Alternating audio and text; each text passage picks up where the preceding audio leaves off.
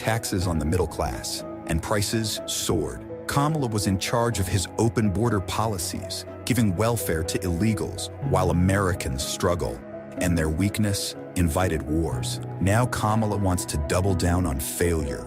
It's time to turn the page on Joe and Kamala's failed agenda.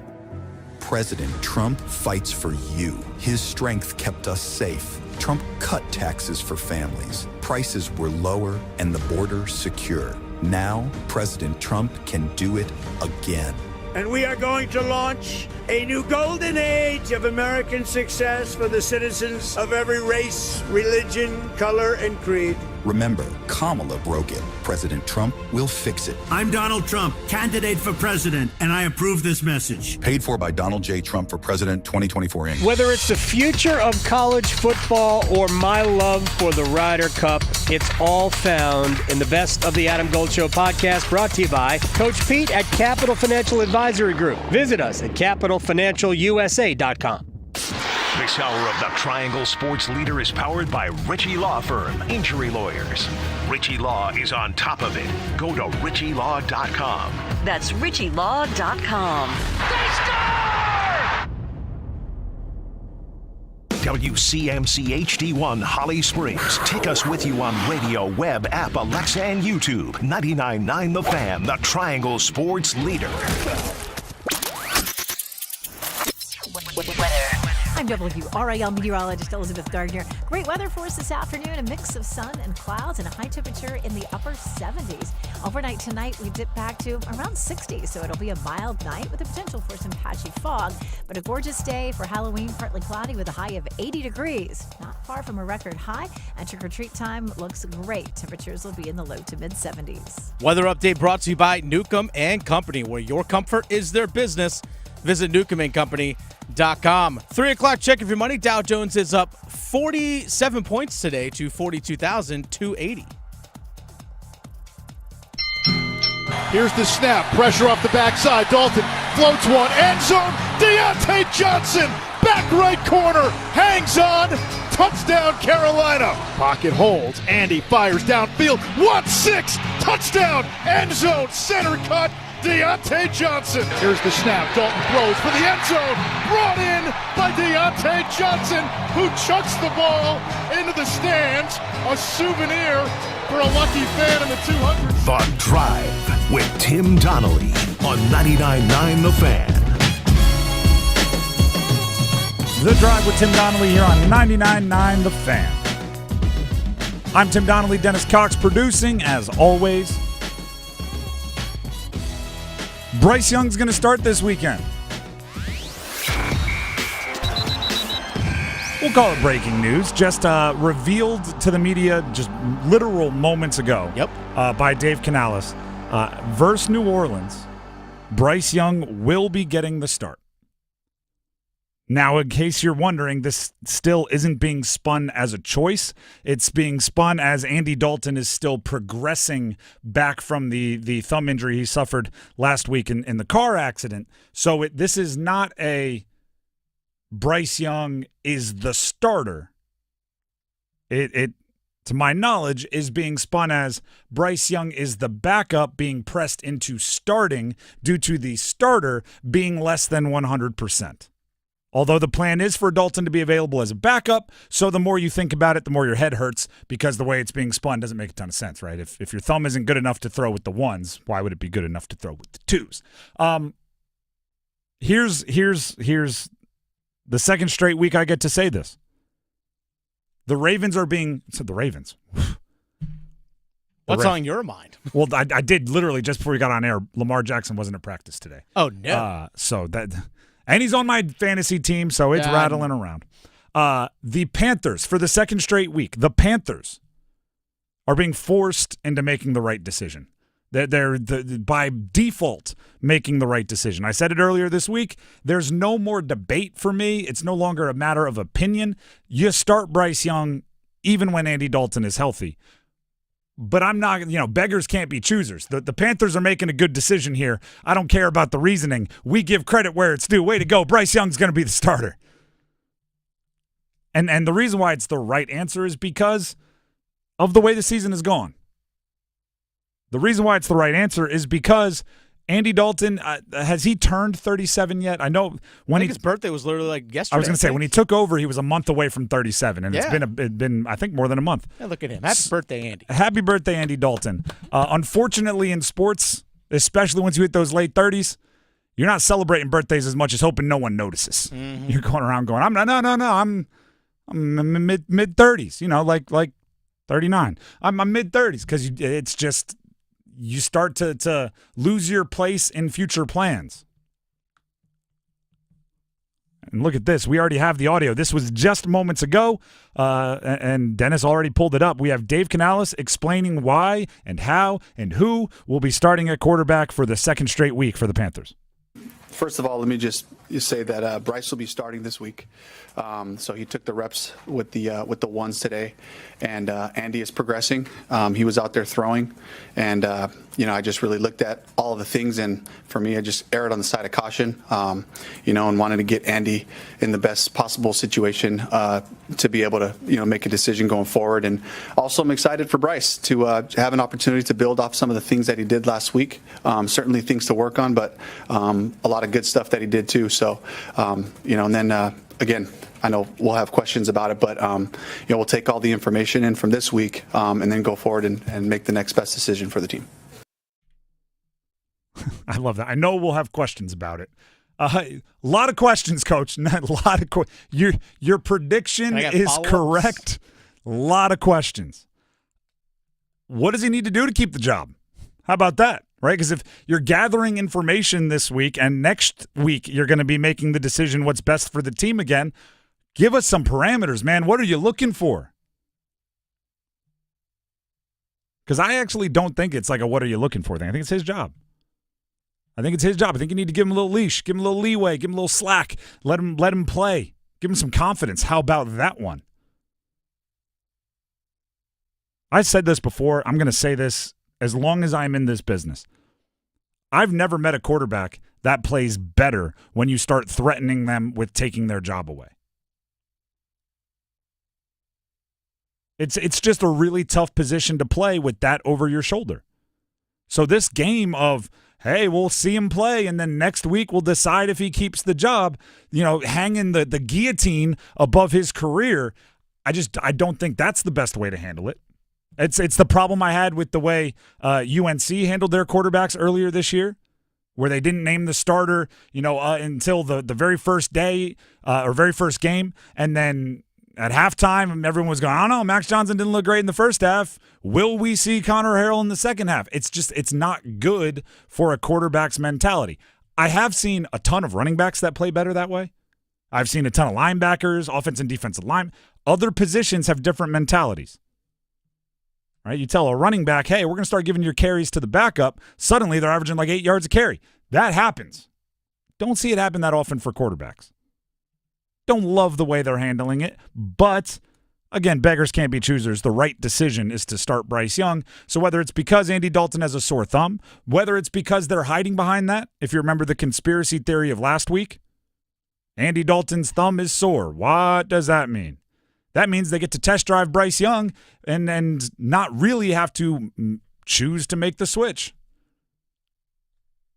I've wondered. This happened. What was it, like 3, 4, 5 years ago? Where that's how accurate I am. 3, 4, 5, 6, 7, 8. Sometime in the last 35 years. Dak Prescott was hurt for like 4 or 5 games. I forget what it was. Not the big injury, not the ankle. Cooper Rush came in and went 5-0. Remember that? And there was legitimate conversation about, does Cooper Rush give the job back? I was like, the only thing that might happen is they just look at Dak and say, you're still recovering. You're still recovering. Until Cooper Rush loses one, then you run Dak Prescott out there. So maybe there's a situation where they're like, we need more time to evaluate Bryce, so Andy Dalton, you're still recovering. Yeah, how's that thumb? Still hurts a little bit? Yeah, it's a little sore. That's fine. Does it hurt? Fine. No, it feels good. They smack his hand. How about now? Oh, it's swelling up again, huh?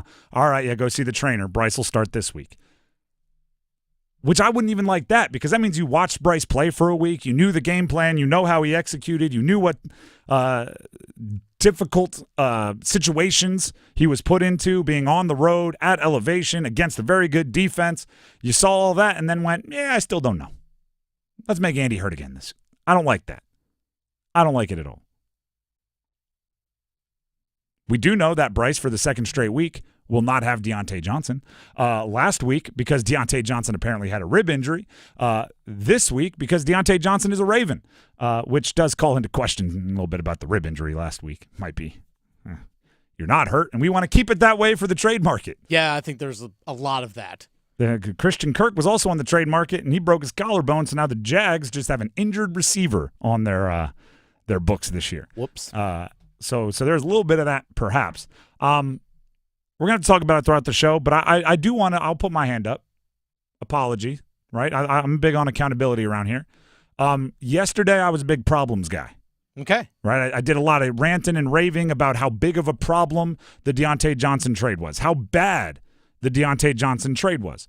But one thing I try to make a point, and this is like you go back, you watch the film, and you realize, didn't protect the football as well as I thought. I like being not just a problems guy, but a solutions guy. I do think there were ways that the Panthers could have held or could have handled the Deontay Johnson trade differently that would have set them back up better for the future. I have a handful of those ways. I have 4 or 5 of them. I'm going to tell you throughout the show what they are. But it's not just, oh my gosh, you did that terribly.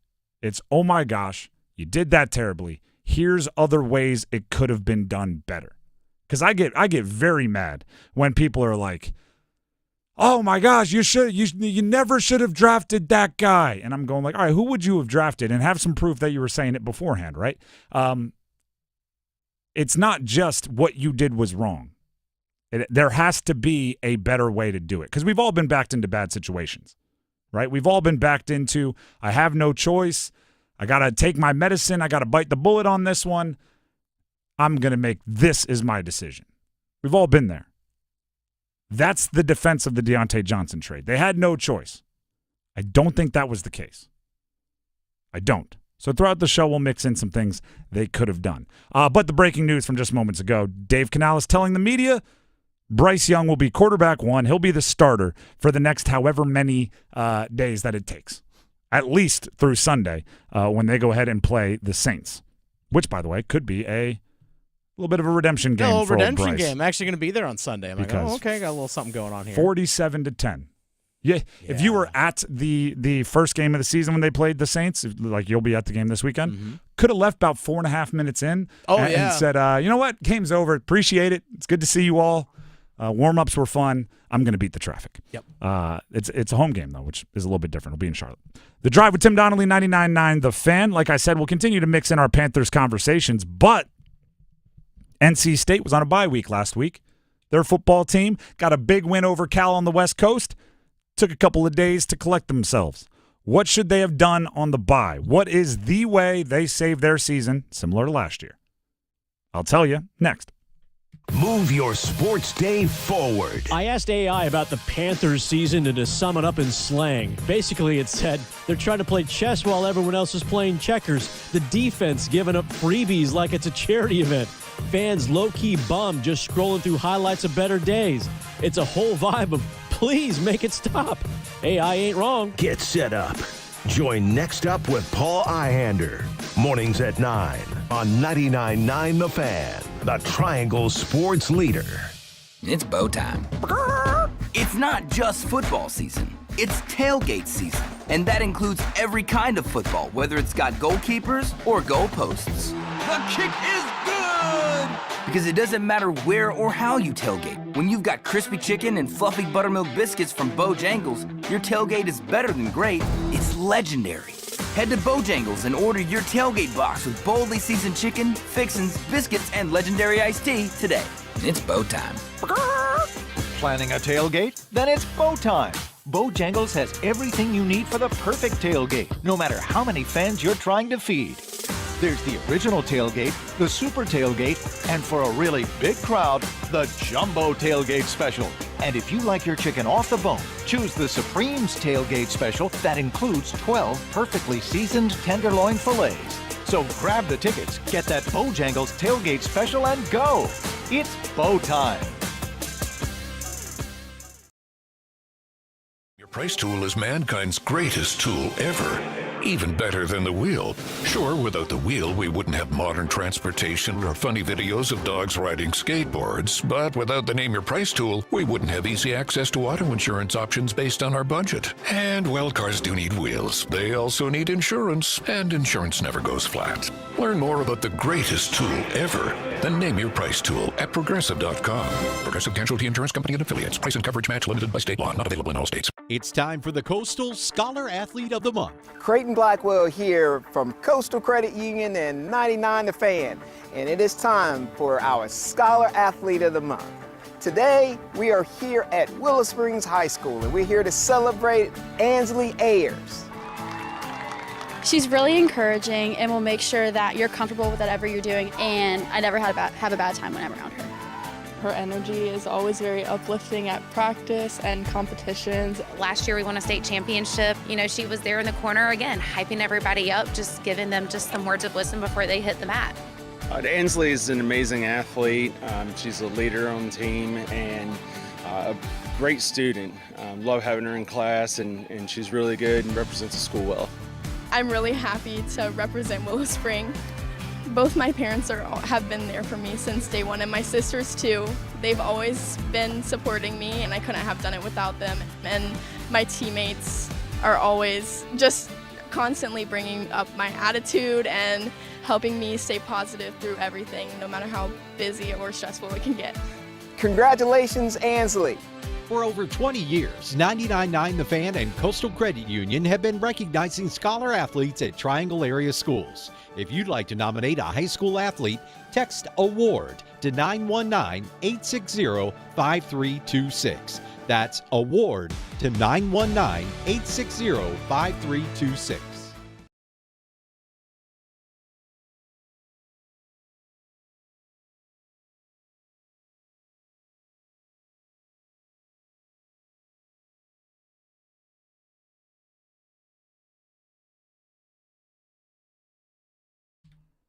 The Drive with Tim Donnelly, 99.9 The Fan. I watched my old college coach, my coach at Delaware, coach last night in the ugliest game I've seen in a long time. It was that Sam Houston State game last night.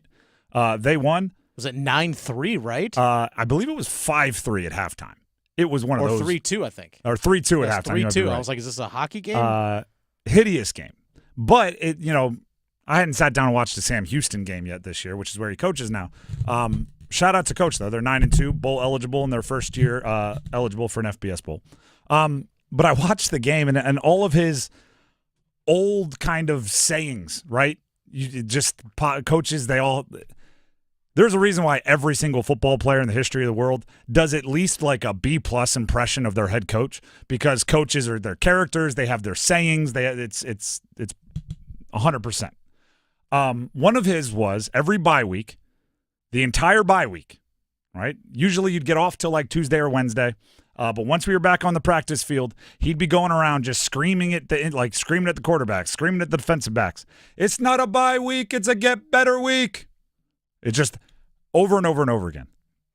And of course, rather than remembering important bits of information or directions, places, my brain's like, let's never forget. It's not a bye week, it's a get better week. Let's keep that in prime real estate in your brain, and you're just going to remember that until your time on this earth is over. But it is something that I come back to when teams go on bye weeks, and I'm talking about them. NC State had a bye week this past week. It's not a bye week, it's a get better week. Right? It's not a bye week where you're just waiting for time to pass by. It's a get better week where you have an opportunity to work on you rather than having to focus so much on game plans and opponents and scouting reports because you don't have a game that weekend. The bye week changed NC State's football season last year. Can they do it again? Last year, State was 4-3. They were coming off an embarrassing loss to Duke.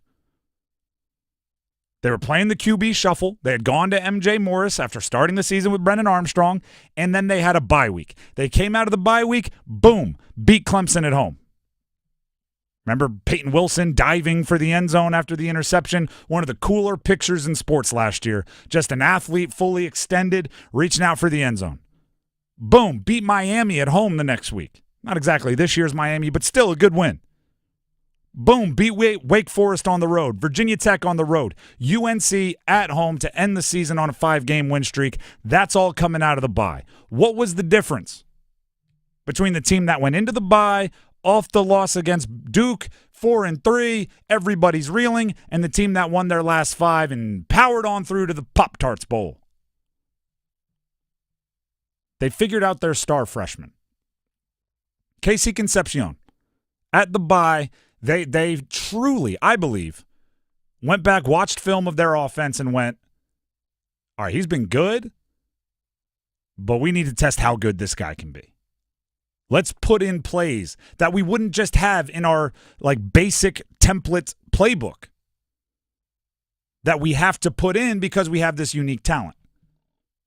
Right? If you have, let me think of this, like Madden NFL Football, the video game, if you have 2004 Mike Vick on your roster, if anyone that played Madden in 04 knows exactly what I'm talking about, Mike Vick was an absolute cheat code. 100%. But you have Peyton Manning's playbook. Not going to be the best for you, right? Peyton Manning's I operate in a 4x4 box right here in the pocket, and I don't like to leave that. If those are the plays you have designed, not great. But, at your bye week, if you're like, hey, we got this guy that runs a 4-3, let's put in some plays that take advantage of that, you'll be better on the other side of the bye. They did that with KC Concepcion. Pre-bye, so the 7 games before the bye last year, KC Concepcion had 5 carries. 5 handoffs, 5 running plays. So not catches. He was a great wide receiver from the jump last year, especially starting with that UVA game. But he had 5 carries. So the versatility wasn't being used. He ran for 39 rushing yards before the bye. After the bye week, in 2 less games, so 7 pre-bye games, 5 post-bye games, he had 33 carries for 258 yards rushing in the 5 post-bye games. They figured it out. Got their running game going, which was a problem before the bye last year and has been a problem before the bye this year for NC State. Matter of fact, let's hear from Dave Doran on his assessment of the run game so far.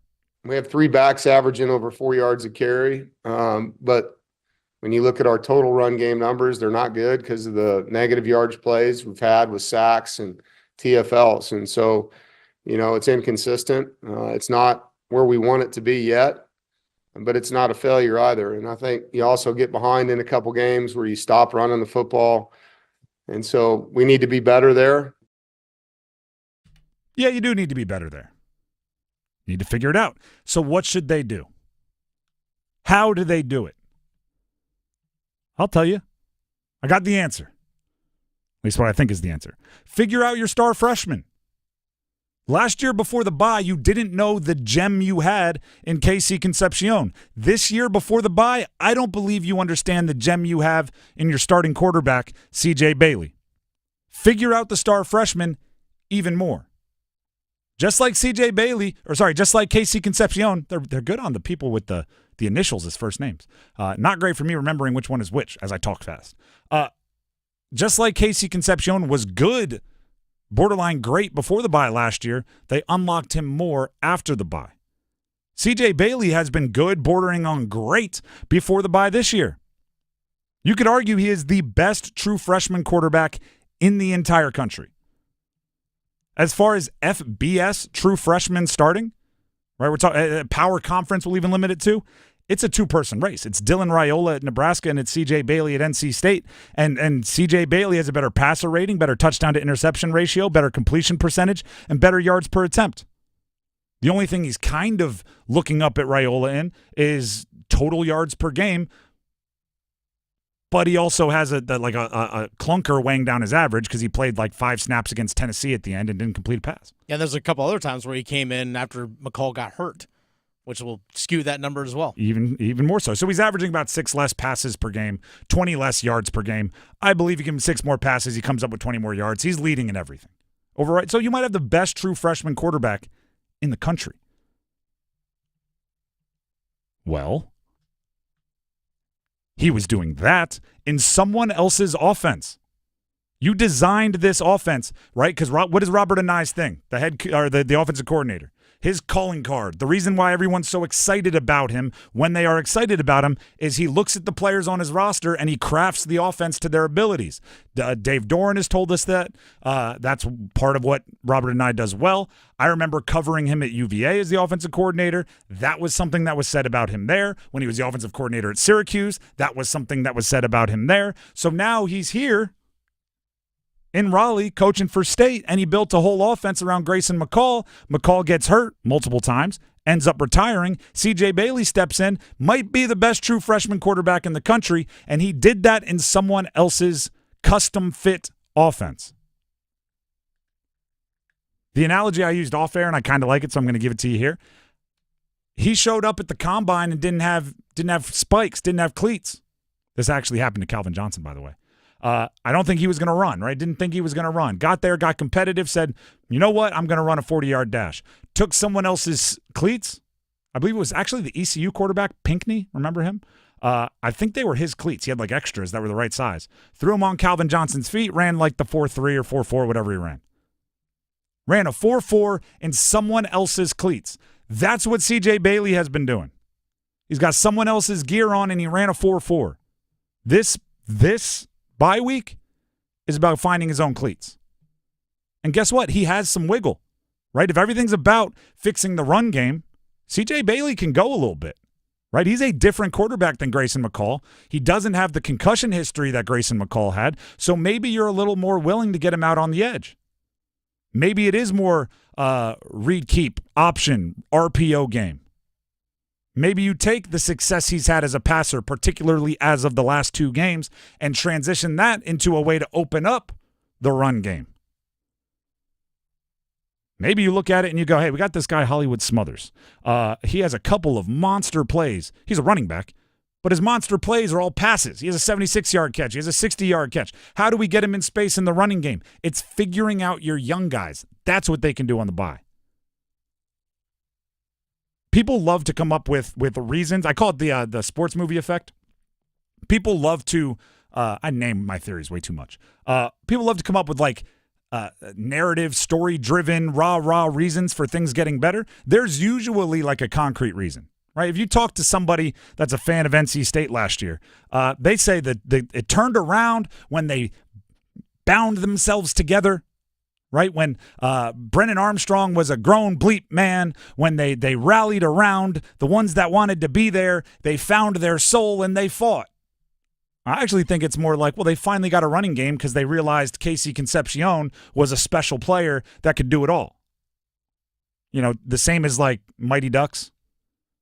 Oh, they won because Gordon Bombay taught them to love the game of hockey.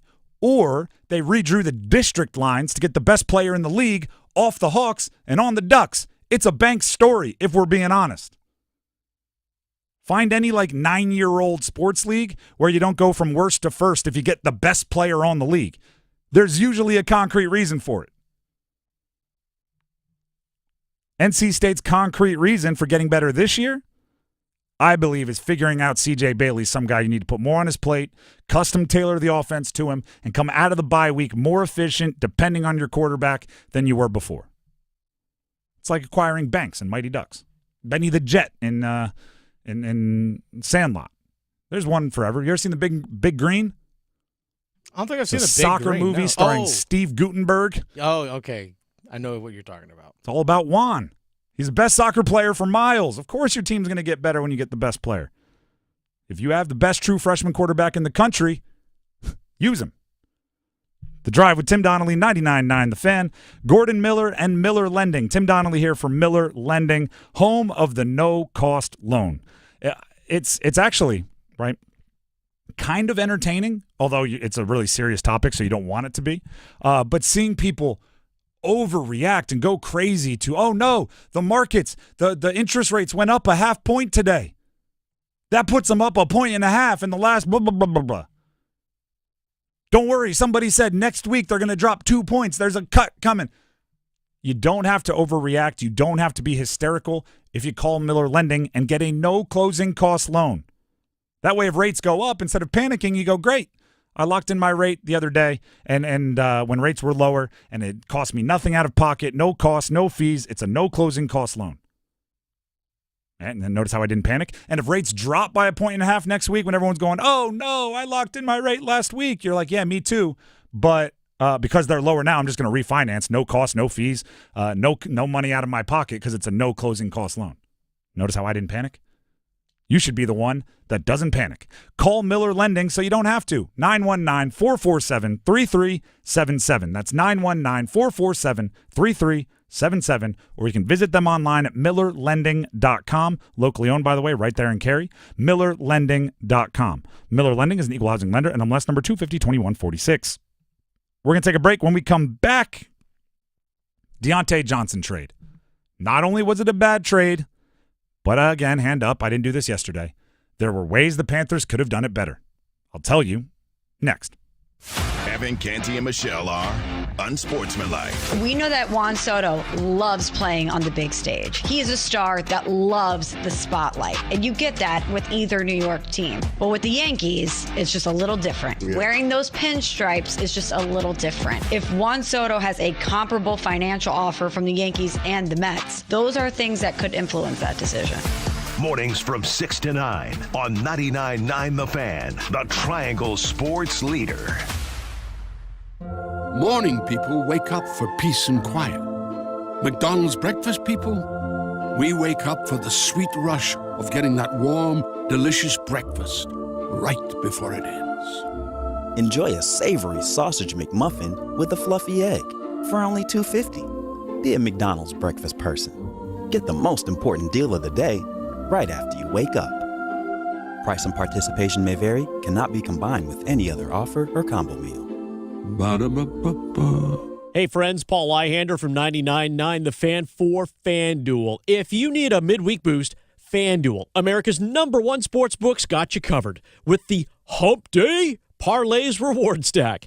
Every Wednesday, you can get parlay profit boosts on everything from spreads to over-unders and even player props. Don't let the weekend have all the fun. Take advantage of the Hump Day Parlays Reward Stack. Who knows? It might just become your favorite day. Look for the Hump Day Parlays Reward Stack in the FanDuel app and find your profit boosts. If you're new to FanDuel, head on over to FanDuel.com/Paul. That's Paul with a capital P. 21 plus and present in North Carolina. Opt-in required. Max wager amount applies. Bonus issued as non-withdrawable profit boost tokens. Restrictions apply, including token expiration. See terms for both offers at sportsbook.fanduel.com. Gambling problem? Call 877-718-5543 or visit morethanagame.nc.gov. All right, when it comes to getting life insurance for your family, a lot of excuses can get in the way. But ask yourself this: if something were to happen to me, who would pay the mortgage, the kids' education, and the other bills? Then forget the excuses and check out Ethos Life, the online, easy way to get life insurance in 10 minutes. Ethos has rates that you can afford, like a $500,000 policy for a 40-year-old male starting at $1 a day or $30 a month, with a few health questions and no medical exam. Get your free quote right now at checkethos.com. That's checkethos.com. Not available in all states. Rates do vary. You ever try fixing your car and realize you're missing that one part? Yeah, been there. That's why eBay's my go-to. They've got millions of parts, guaranteed to fit. I'm talking brake pads for when yours have seen one too many miles of stop and go. Oil filters, because you don't mess around with your engine care. Even got this cold air intake on my watch list. I might just go for it. To keep the ride cool and your DIY streak hot. Find all the parts you need at prices you'll love. Guaranteed to fit every time. eBay. Things people love.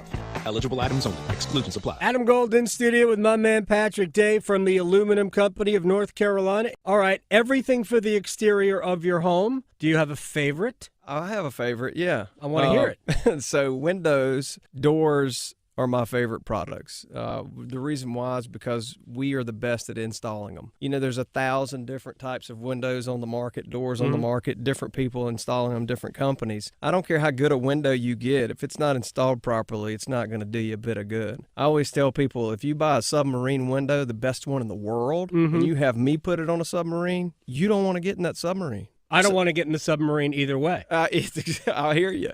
So anyway, so that's the thing I say. So it's really important that you have things installed properly. We've been around since 1961. We've got a 4.9 out of 5 star Google review ratings, over 800 reviews. Give us a call. We'll come out and give you a free no obligation estimate. It's the Aluminum Company of North Carolina. You can find them online at aluminumcompany.com.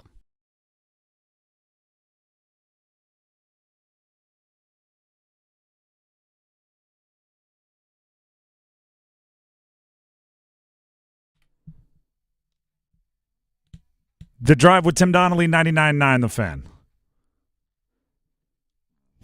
Is there a reason why T Swizzle is coming out of the break? Asking Dennis. Well, things are kind of cruel when it comes to the Carolina Panthers, and just can't wait for next summer when there's a level of optimism. So there's that. That's fair. It'll probably be a cruel summer too. This is a game you can play at home, by the way, when you're listening to the show, if you're in the car or whatever. There's like a 50-50 chance that the song coming out of break is one chosen by Dennis pertaining to what we're talking about or the vibe of the segment. Yeah. Or just like a vibe or something that he's playing randomly. And every time whatever it is plays, my brain goes to, could this be one that is chosen for a reason? or is this random? It's like a little game. Sometimes I have to ask because I'm just so curious. And sometimes the reason is random. Exactly. Sometimes it's like, what's next up in the shuffle? Sometimes it's, this is poignant, right? The other day I used the term kiss, keep it simple, stupid. Coming out of the next commercial break, it was kiss me. So it's like sometimes it's very literal. Sometimes it's you got to stretch. Sometimes it's, it's like when you read a novel in middle school and they're telling you like, well, the green shades around the lamp represent the envy of the main character. And I'm going like, have you checked with the author? Yeah. Are you sure he didn't just like green shades? That's around? possible. I mean, we actually made a Blink-182 reference the other day, and I played Blink-182 in the next bump. Sometimes it's like that, but sometimes it's also it's that easy. We're talking like, oh, you should be angry, and then you come out with like a harder core rock song, and so I'm always asking. So you can play at home if you want. It's a game that I play kind of solo in here in the studio every single day. Deontay Johnson. I said this earlier. I'll say it again for those of you that weren't listening. Yesterday, I'm a little upset with myself. I was a problems guy. The Deontay Johnson trade happened like 45 minutes before the show, and I spent a good chunk of our 3 hours saying this is a bad trade. They didn't get enough. They traded a great number 2 wide receiver, a maybe low-end number 1 wide receiver to a contender for nothing, for essentially trading up 15 to 20 picks on day 3 of the draft. You didn't get another pick. You just moved up a handful of picks at a part in the draft where everybody's draft board is completely different. You probably could have got the guy you want at pick 168 without having to trade up to pick 154. But what I realized, and what's been bothering me, is that's not helping anything. And what I mean by that is screaming, that's a bad thing to do, doesn't help anybody unless you say, here's a better thing to do, right? Don't do that. Isn't helping anybody. Do this instead can help somebody. So I have 4 ways, that I think the Panthers could have and should have acted differently in the Deontay Johnson situation that I believe would have left them in a better place, or at least the same place, but having exhausted more options. Not, leaving every stone turned over rather than leaving a few unturned. My first way that I think they could have handled the Deontay Johnson trade better might be the most simple.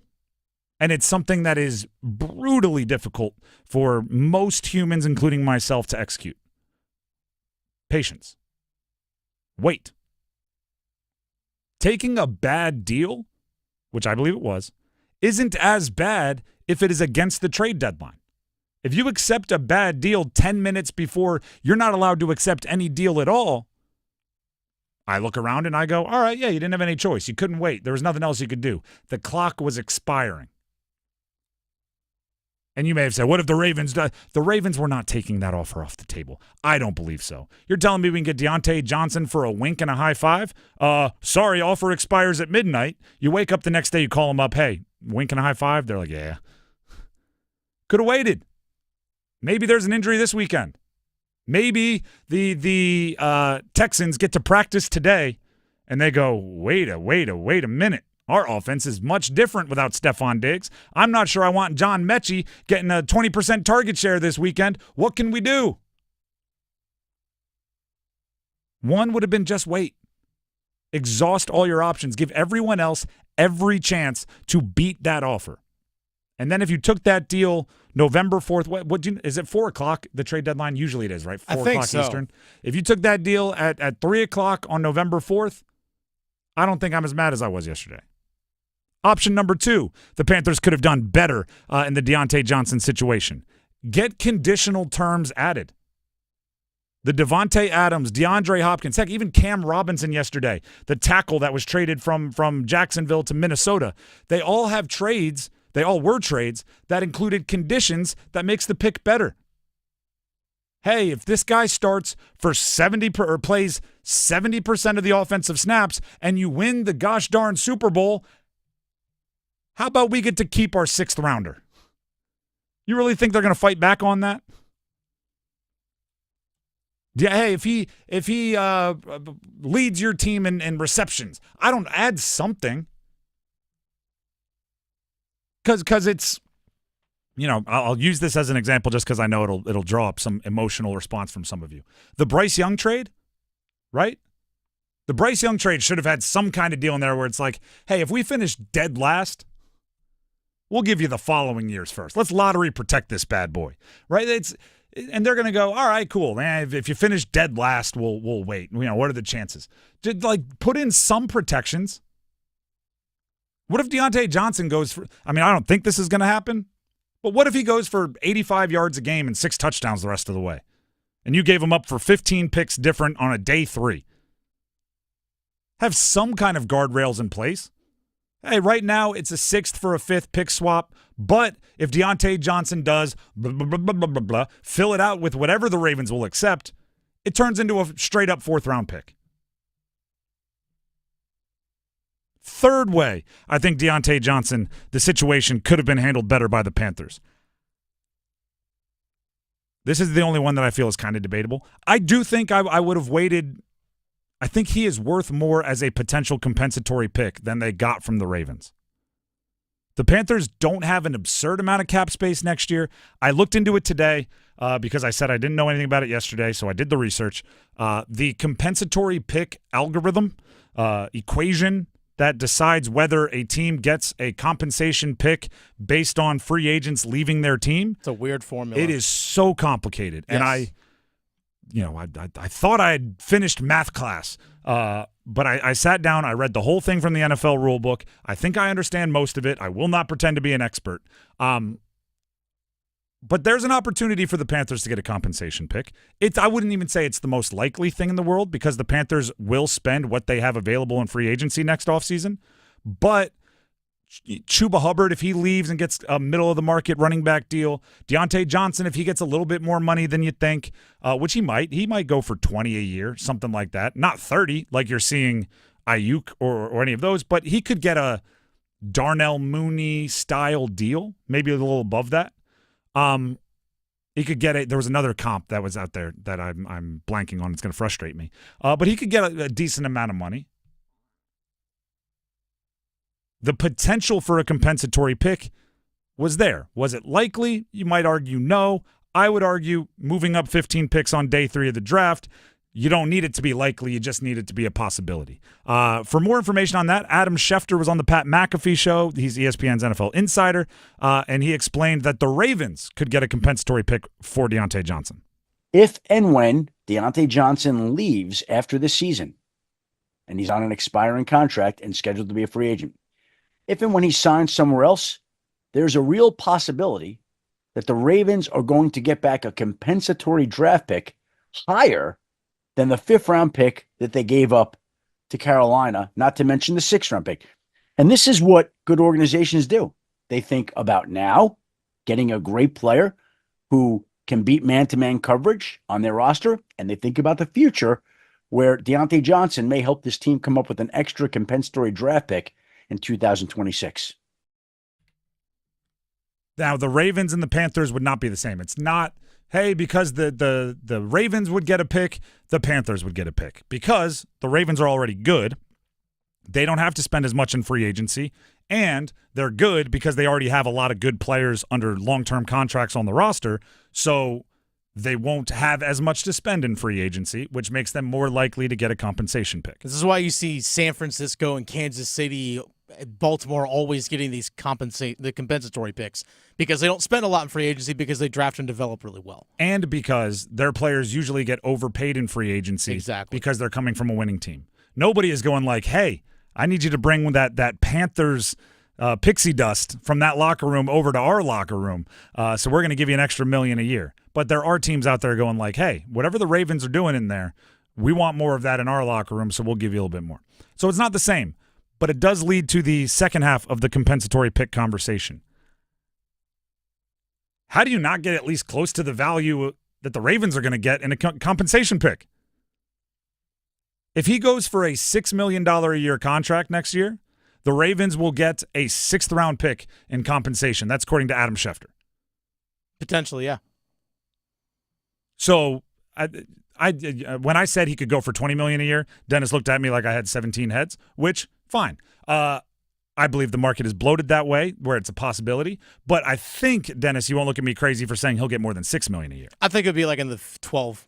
If he goes for 12, that's a 4th or a 5th round pick in compensation to the Ravens. Possibly, yeah. How do the Panthers not look at him and go, hey, listen, we're giving you Deontay Johnson for half of a season, and you're going to get a compensation pick. Let's call it a 5th. Let's be conservative.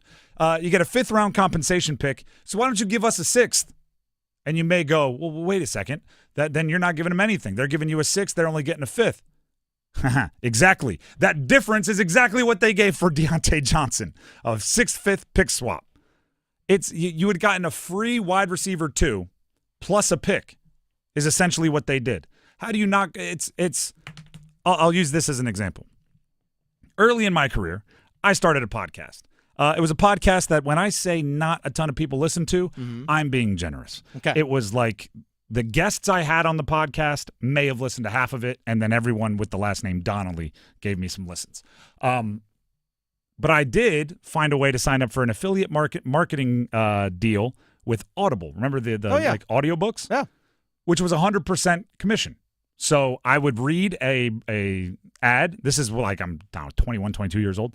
I'd read an ad in my podcast saying like, sign up for Audible with the promo code Tim. And if they did it and they bought a book, I would get like $7 or something like that. And then it would go less for every single one. I did not get any, just so everybody's talking. But I would tell everybody I know, hey, if you sign up for Audible, use my code, I'll give you $7. Because then I would just be like, Audible's going to think I'm got all these people. They're going to love my podcast. And it would be no different from me, right? You gave something. I got $7. I'll give it right to you. I'm none the wiser.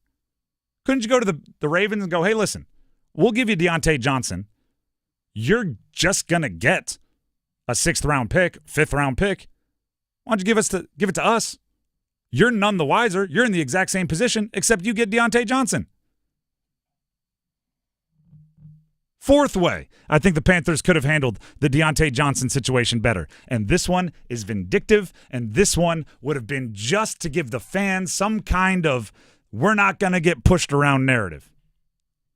Instead of accepting moving up 15 to 20 picks on day 3 for a very talented wide receiver, send him home. Because here's the take. Here's what I'm seeing a lot of.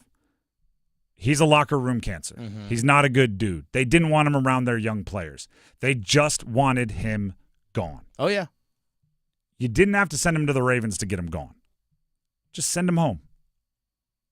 All you would be out in this scenario is 15 picks on day 3 of the draft. I would have sent him home.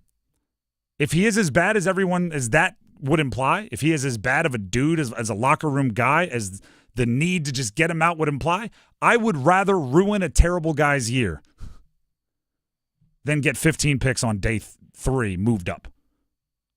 And on top of that, you'd give the agent some time. I looked it up. His agent doesn't look like the most powerful guy in the world. He has like 8 players in the NFL, and Deontay Johnson makes multiple times what every other player in the NFL makes. So it's really, he's Deontay Johnson's agent and a bunch of end-of-the-roster guys.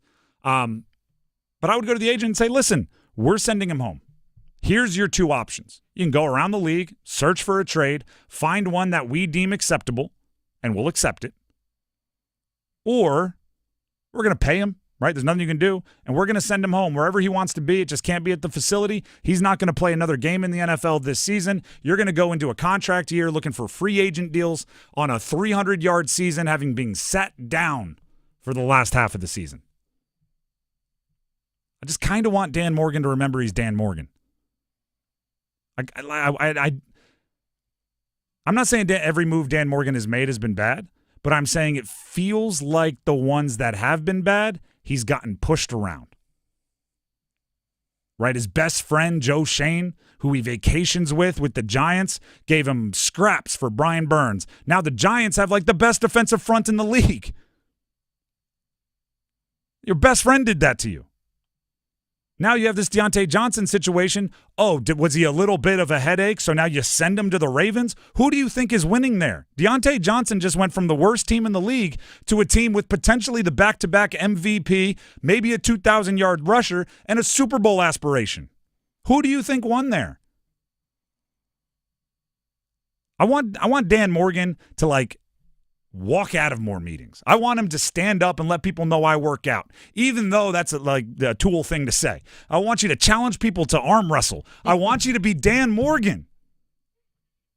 Send him home. And if the agent wants to cry, okay, I'm Dan Morgan. I want you to call yourself by your full name. You think that'd be more of a distraction, though? Because every time you get asked every single week, players be like, hey, Deontay's not in here when he's at home, or Canales. Like, you'd be asked about that all the time. That's just a distraction. No, I think you let everybody talk. I think hey, Deontay Johnson's not here. Yeah, he wasn't great for our team. We sent him home.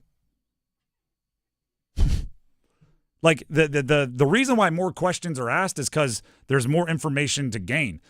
Like you've been in scrums, right? You don't ask more questions when somebody just gave you everything. Listen, guys, I just told you. Deontay Johnson, he was complaining. We didn't love the comments he made to the media. We thought it would work out better here. He's a wildly talented player. Can't have him around our young guys. We sent him home. We gave him the right to look for a trade. His agent is calling around. We'll talk to you November 4th. And then after that, there's really nothing else there. He just won't be with our team for the rest of the year. November 4th is the trade deadline. Those are things they could have done better. And I grant it, the last one, better might not be the right word, but more satisfying would be the right word.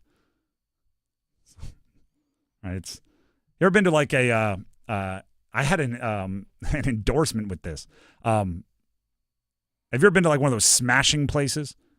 Oh, like the anger rooms? Yes. Like it's I don't even know what it was called. Yeah. You go in there, they give you like a baseball bat, an old TV, and like a bunch of beer bottles, and you just get to smash stuff against the wall. I did that for a radio bit once. That would be the last option. I'm not like when you leave, you didn't accomplish much, but you're safe, hopefully, right? You didn't break anything of value, and you got some yayas out. You got some of your ers out. That would be the example of sending him home. You just got your yayas out. But those are solutions. Those are solutions. And the frustrating part, the reason why yesterday I was so frustrated with this trade, it's not that they moved Deontay Johnson and didn't get a lot back. Because guess what? The difference between a great trade for Deontay Johnson and a terrible trade for Deontay Johnson is like a future 4th-round pick. Right? If you got absolutely every morsel of value, you squeezed the orange until there was no more juice left, it's like a 4th-round pick.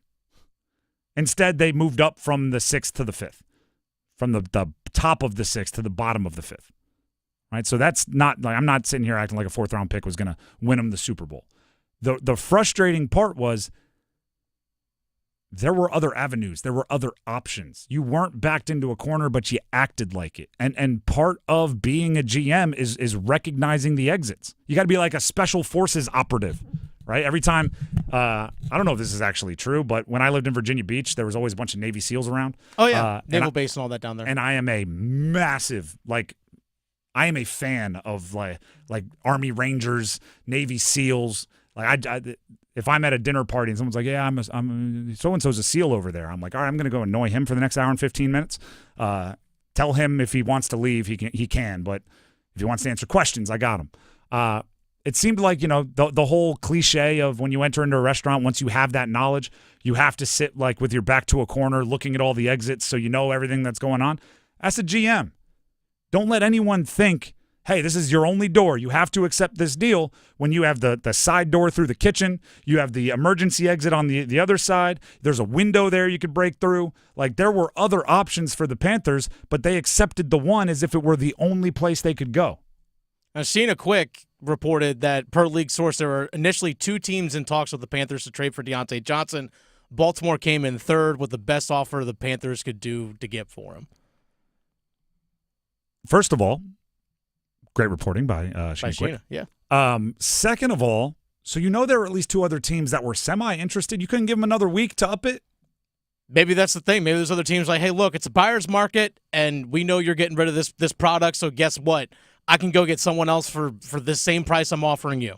So either you take it or I'll just offer this to someone else and they'll accept it. And here's my response to that. I don't believe you. You can't get better than Deontay Johnson. I will sit here until November 4th, then accept the Ravens deal. The worst case scenario here is you misplay it completely and you pick 15 picks later on day 3 of the draft. That's the risk that you ran by not accepting the Ravens deal yesterday. These other 2 teams said they're completely out. I know they cared enough to make a call, according to Sheena Quick. Mm-hmm. I'm going to give them another week to talk it out. I'm going to give them another week in their team room to watch their team and go, gosh, I think we're a number 2 wide receiver away. Let's part with the 5th. That's all it's got to be. The Drive with Tim Donnelly, 99.9 The Fan. Tim Donnelly here for DraftKings Sportsbook. The NBA is finally back, and I've had fun. By the way, the NBA, it's done well for me in our ladder challenge, and it could do well for you as well. A new season means new ways to get into the action at DraftKings Sportsbook, an official sports betting partner of the NBA. Who's draining threes beyond the arc? Who's crashing the boards, grabbing those rebounds? Get behind your favorite players, or the ones you think are best, and the prop bets you can make on DraftKings, the home of NBA player props. If it's your first time, new DraftKings customers can bet $5 to get $200 in bonus bets instantly. Every point counts with DraftKings Sportsbook. Download the DraftKings Sportsbook app and use code TIMD. That's code TIMD with no spaces for new customers to get $200 in bonus bets when you bet just $5. Only on DraftKings. The crown is yours. Gambling problem? Call 877-185-543 or visit morethanagame.nc.gov. 21 plus, North Carolina only. Eligibility restrictions apply. Bonus bets expire 168 hours after issuance. For additional terms and responsible gaming resources, see dkng.co/bball. We'll take a break. When we come back, it is time for football at 4. We just illustrated so many ways the Panthers have been misrun. If you were the obvious number 1 overall pick, would you refuse to play for the Panthers? Stick around. We're kicking it this fall with college football. Join 99.9 The Fan all season long and catch your favorite teams in action. The ACC, the SEC, and every conference that matters. You'll find the best matchups here. The Blue Devils up 21-20, and they got their arms reaching for that bell. College football on 99.9 The Fan is brought to you by Wake Med, Sammy's Tap and Grill, and Roofworks. As Cybersecurity Awareness Month winds down, LifeLock reminds you to update your software regularly. These updates fix security flaws that could be exploited by identity thieves. But don't stop there. LifeLock offers comprehensive identity theft protection that goes the extra mile. LifeLock not only alerts you to suspicious use of your info, but also takes action to resolve identity theft issues, guaranteed, or your money back. Start your 30-day free trial at LifeLock.com. Use promo code NEWS. Terms apply. In business, service is everything. Cintas delivers what you need to better serve your customers. Whether it's freshly laundered work apparel for almost any job imaginable, tested and inspected fire protection systems, first aid and safety supplies, on-site AED training, or mops and restroom products, stocked and ready when you need them. Better work days happen together. So visit Cintas.com. Oh, I'm ready! And get ready for the workday. Wendy's breakfast burrito has an entire breakfast in every bite. Fresh cracked eggs, seasoned potatoes, American cheese, cheese sauce, and sausage or bacon. So the first bite is like fresh cracked American cheese sauce. Bacon. And the second bite is like fresh American cheese sauce. Bacon. You get the idea. And now, get yours with $1 any size soft drink. Gotta be Wendy's. Limited time only. Price and participation may vary. Not valid in a combo. Exclusions apply. Kamala backed Biden on everything. She was the deciding vote for his disastrous economic agenda. Kamala and Joe raised taxes on the middle class, and prices soared. Kamala was in charge of his open border policies, giving welfare to illegals while Americans struggle.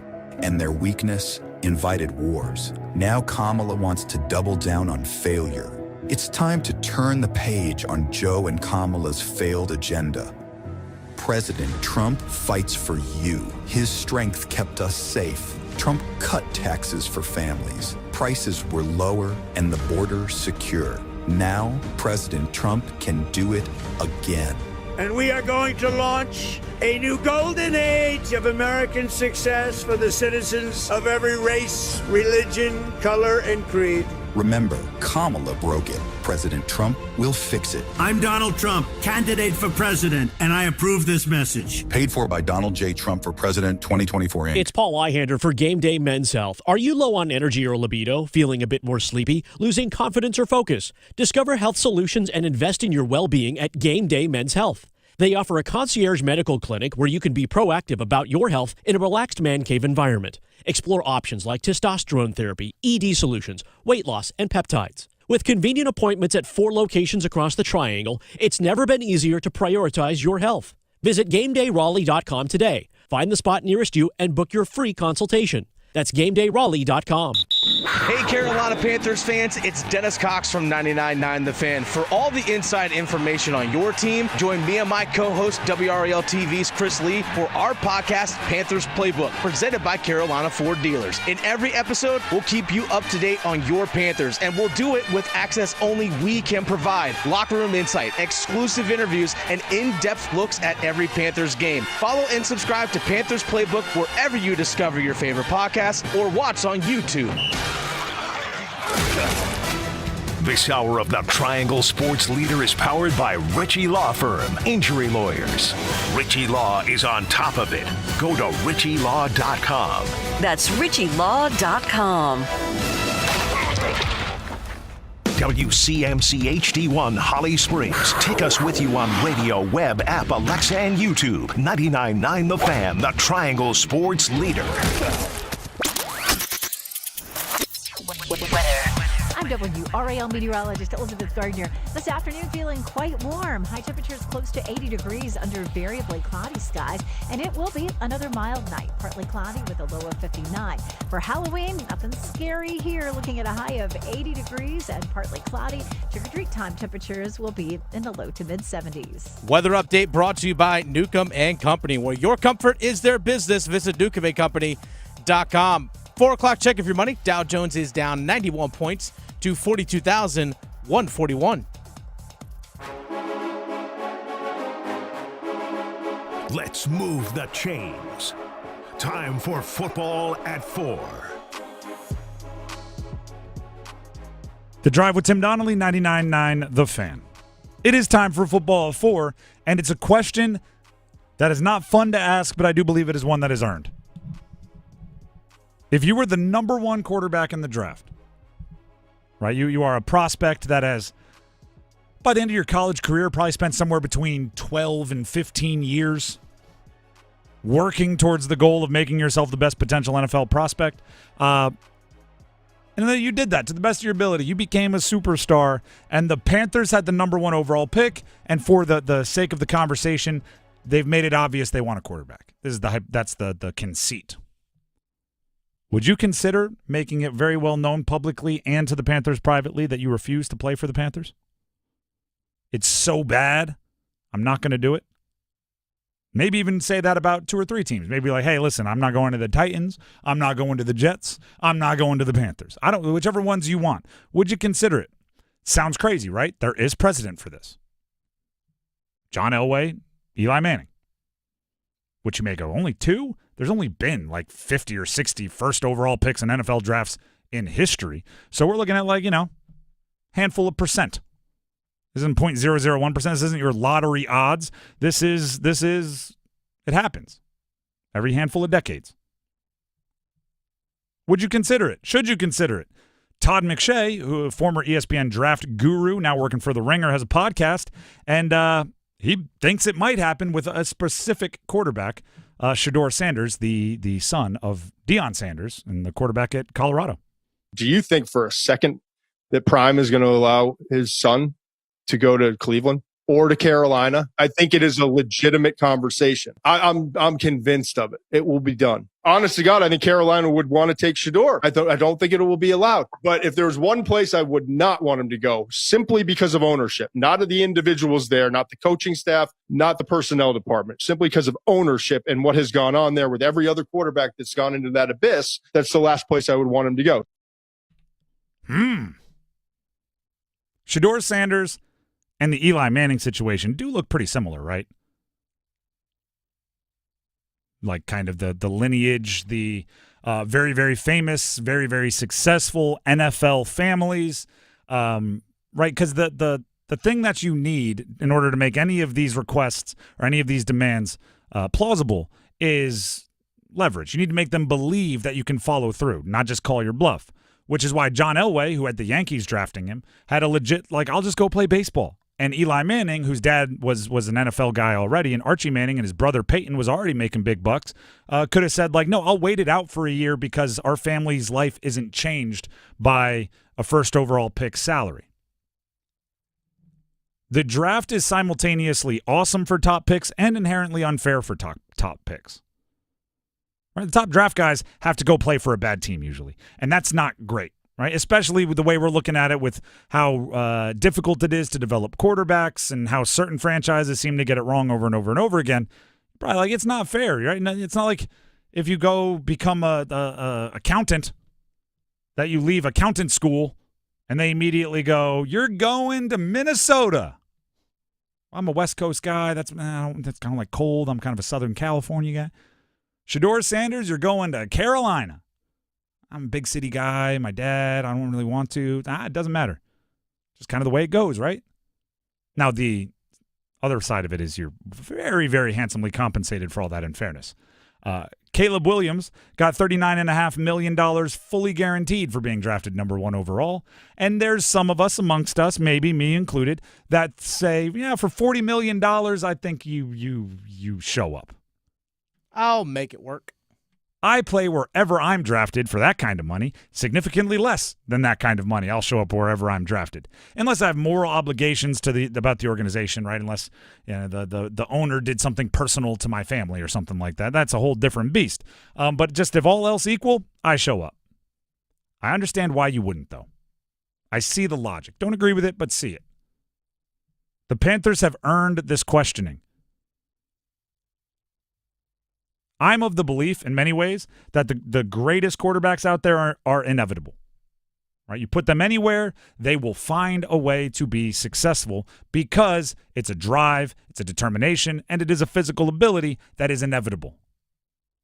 If you believe that the greatest quarterbacks of all time are still situational, where you still need offensive line, great play calling early in your career to figure it out and eventually become great, you're not going to the Panthers. They haven't put their players in a great situation. Right? I'm of the belief that if Bryce Young isn't a long-term starting quarterback, if he would have been drafted by the Packers, he wouldn't be a long-term starting quarterback.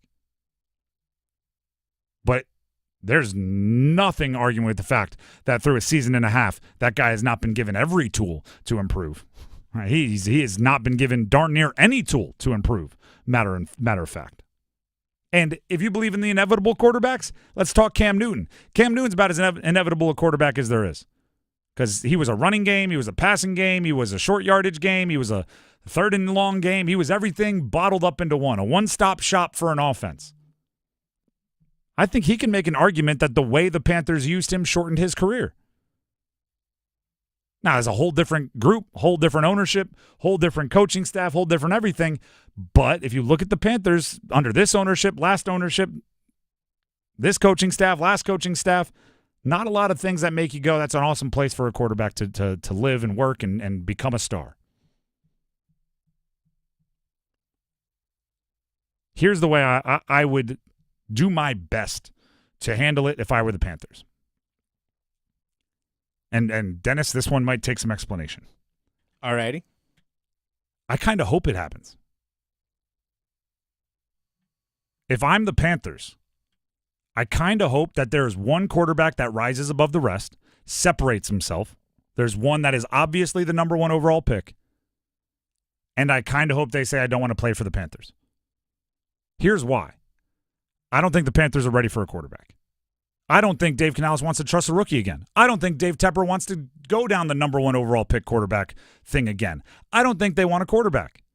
But if you have the number 1 overall pick and there's an obvious quarterback that is there for the taking, the only way you get the value out of that pick is if you take the player or if you trade away for someone to come up and take the player. Now, if I'm the Panthers and I have the number 1 overall pick and there's glorious, obvious number 1 overall pick quarterback and I start calling around going, hey, I'm trying to trade out. What do you give me? Everybody knows you don't like the player. But if you call up and go, I love this guy. I think he's the next Tom Brady. Problem is, he doesn't want to play for me. That's the only flaw is he doesn't want to play for my franchise. Make an offer. There's a little bit more leverage there, and I do think the Panthers might need a little bit of training wheels when it comes to negotiation for the next couple of years as their hopeful front office gets their sea legs with them. You want to talk about spin zone? I just turned a great player asking not to play for your team into an advantage. How about that? And then what do you get back? You get, well, this year's first, next year's first, this year's second, 2 seconds from the future, and a number 1 wide receiver. That's the market for a number 1 overall pick, right? If the team's coming up from 9, yes. True. That if the team's coming up from the 9th pick. That was the Bryce Young trade, by the way. I just backed into it. Which would be hilarious. If the Panthers set the market for how much a first overall pick is, so they way boost the market paying for it, so then 2 years later they then benefit from how high the market is for the number 1 overall pick, it's, coming and going. You get what you give. Be an all-time turnaround. Thank you, Fitterer, for overpaying. The Drive with Tim Donnelly, 99.9 The Fan. Before we move on, we have our ladder challenge. We have Hit It and Quit It. First, here's Dennis Cox. Hey, Dennis Cox here for my friends over at Loan Pronto. What if you could be debt-free by this January? I'm talking about all that high-interest debt. Pay off all your credit cards, your car loans, consolidate everything into one lower payment. If you're ready to stop stressing over bills, you need to call Loan Pronto right now. With rates at their lowest in 2 years, this is the perfect chance to use your home's equity and save big going into the new year. Loan Pronto's got rates with APRs in the low 5s, and they're getting homeowners hundreds of thousands out of their home's equity. Homeowners who do this with Loan Pronto save on average $850 a month. Loan Pronto offers a ton of options, including total refis or their express equity lines of credit. So call now. Get a rate quote in just minutes with no hard credit pull and no upfront fees like those other guys. Call today, and you won't make a house payment till 2025. LoanPronto.com, 919-381-1760. LoanPronto.com, free rate quote now at 919-381-1760. Equal housing lender, NMLS 1661781. On approved credit, NMLSconsumeraccess.org. The Drive with Tim Donnelly, 99.9 The Fan. I hit on my ladder challenge last night. Dennis, did you? All right, then we've got more money to spend in our ladder challenge coming up next. Stick around. Hey, it's Adam Gold, and do you have a late-night craving for in-depth analysis on the Carolina Hurricanes and their latest game, their latest win, their pursuit of the Stanley Cup? Well, I can quench your thirst. I can feed that appetite on the Canes Corner podcast, the morning after edition, which drops the morning after every Hurricanes game. Get it wherever you get your podcast. Brought to you by the Aluminum Company of North Carolina. Breaking news coming in from Bet365, where every nail-biting overtime win, breakaway, pick six, three-point shot, underdog win, buzzer beater, shootout, walk-off, And absolutely every play in between is amazing. From football to basketball and hockey to baseball, whatever the moment, it's never ordinary at Bet365. Gambling problem? Call 1-877-718-5543 or visit morethanagame.nc.gov. 21 plus only. That's a deal, yeah. McDonald's money. I got McDonald's money. One meal just to make me feel better. All I wanna know is, can I get a hot and spicy patty, the McNuggets so crisp, and the fries go to yellow, yeah, McDonald's don't miss, yeah. Order on the app or the drive-thru quick, yeah. $5, that's a deal, yeah. McDonald's money. I got McDonald's money. At participating McDonald's. I'm Kamala Harris, candidate for president, and I approve this message. So many of you have told me about your plans for the future. Starting a business, buying a home, retiring near your grandchildren. But prices are too high. So let me tell you what I will do about it as president. I will take on price gouging. I will lower the cost of healthcare insurance. We cap the cost of insulin at $35 a month for seniors. I'm running to do that for everyone. And I will provide new down payment assistance to first-time home buyers and tax benefits to people who want to start their own business. Donald Trump, well, he wants to give more tax breaks to the wealthy, whereas I will cut taxes for the middle class instead. Because I know working people want to do more than just get by. You want to get ahead, and that's the future you deserve. And that is what I will focus on every day as your president. Paid for by Harris for President. Everything is expensive right now. Gas, food, you name it. You're spending more, you are making the same or less money. So, what do? You rack up credit card debt. That's what you do. It's not your fault. It's the economy. And guess what? If you rack up too much credit card debt like some of us, you can't pay your bills. Then the credit card companies, as nice as they are, start hounding you for money. Then you start your downward spiral. A smart thing for you to do is to call the Zero Debt. They can help you consolidate all your credit card bills into one affordable payment. Millions of people have done it. It works to make you debt-free. Make this free call right now. It costs you nothing to learn more. 800-503-7846. 800-503-7846. 800-503-7846. That's 800-503-7846.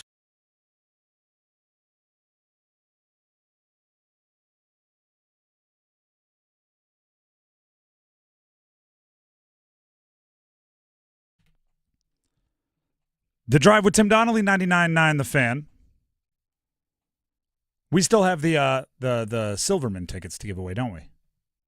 Yes, we do. All right, let's do it right now. Text keyword SILVER, SILVER, to 919-860-5326 for your chance to win a pair of tickets to see the stand-up comedian Sarah Silverman at DPAC on November 8th.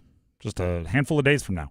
Again, the keyword is SILVER, SILVER. The number to text it to is 919-860-5326 for a chance to win a pair of tickets to see Sarah Silverman's stand-up comedy at DPAC on November 8th. Let's get to our ladder challenge, shall we? I'm just going to throw this out there. I'm going to say it out loud so we have it on wax. I was very tempted to pick Freddie Freeman to hit a home run at plus 475 for my ladder challenge today. Oh, really? It just seems like it's a bet that's likely to hit. He's done it in like a billion straight World Series games. Yeah, but we're supposed to be minus 500 to minus 1,000. I was tempted. I know. I didn't. Like, wait a second here. Yesterday, my pick was one of the more no-stress hits that I've had. And shout out to the couple people on Twitter that teed me up to this. Yeah. I said Anthony Edwards for the Minnesota Timberwolves against the Mavericks would have more than 30 points plus rebounds plus assists. He had 17 points in the first quarter. Oh, there you go. And it was just like, I don't think I have to watch the rest of this one. I finished with 37 plus points, which I was expecting in that one. So that one was great. You hit as well last night? I did. Matthew Boldy, 2+ shots on goal for Minnesota Wild. Yeah, he had 5 shots on goal. I'm like, that one's easy. So we had some no stress wins last night. No stress at all. How much money does that bring you up to? 17. So you're at 17 even. Yep. As I check my account here, I'm up to $17.30. Okay. And we are coming up near the end of coming to the end of the month. So by Friday, we'll know who wins October. Mm-hmm. You go first. You're doing well. Lead off. I don't want to mess with the juju. Okay. Well, I'm just going to go right back to my bread and butter here. Nikolai Ehlers of the Winnipeg Jets. Jets are on the road taking on the Detroit Red Wings. 2+ shots on goal, -500 for Nikolai Ehlers. 2+ shots on goal. He's averaging just over 3 shots on goal per game. All right. So I feel good about 2+ at -500. The max I could do, Tim. I get so nervous with honey holes because I'm like, there's no way a certain type of bet is going to hit every single time. Yeah, I know. With that being said, okay, I have found a bit of a honey hole. All right, and what that is I can't help it. I can't resist the temptation. I'm looking for athletes that are extra motivated. Right? I've said this about gambling a lot. There's 0% chance, 0.0% chance that I have more information or statistics or analytics than the sports books. Right? These are multi-billion-dollar organizations. They have their own non-famous versions of Adam Schefter and Rappaport that are feeding them injury news and everything else because they want to set lines accurately and they want to have all of the – if they don't, they lose all the money, right? But the one thing I don't know if they can do is get into the mind of an athlete, right? They are, for in a lot of ways, nerds running numbers. It's one thing you can't quantify. So I'm looking for athletes that are motivated, which is why I picked Anthony Edwards yesterday because he was going up against Luka, and Anthony Edwards is a player on the rise, and he is trying to stake claim as one of the best players in the league, right? You remember during the Olympics, they were saying, who on this team gets the last shot? And he was like, me, every time. And it's like, you're on the same team as Steph Curry and LeBron and KD and Jason Tatum and all these other guys. So against Luka, another player seen as one of the future, if not already, faces of the league, I knew he was going to be motivated to go bananas. Guess who's going to be motivated to go bananas tonight? Not a secret, not a hidden name, LeBron James. I'm taking LeBron James, 30+ points, plus rebounds, plus assists. And you may say, why? He's in year 22. Isn't this just a random regular season game? Oh, no, you are not correct. Guess where this game is being played? At Cleveland. Guess where LeBron James is from? Cleveland. Cleveland. Guess who he is bringing back to Cleveland as a teammate? His son. Bronny James. Okay. No way does LeBron not go for 30+ points, plus rebounds, plus assists in Bronny's first trip to Cleveland as a member of the Lakers. This thing is going to be a Nike commercial. It's going to, but what is it? I can already see it, right? It's going to start with Bron and Bronny walking into the arena.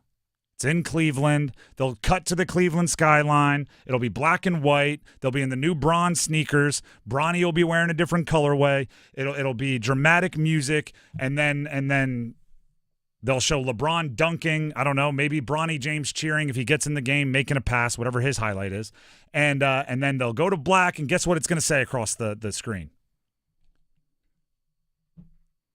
Family trip home. Boom. Nike swoosh.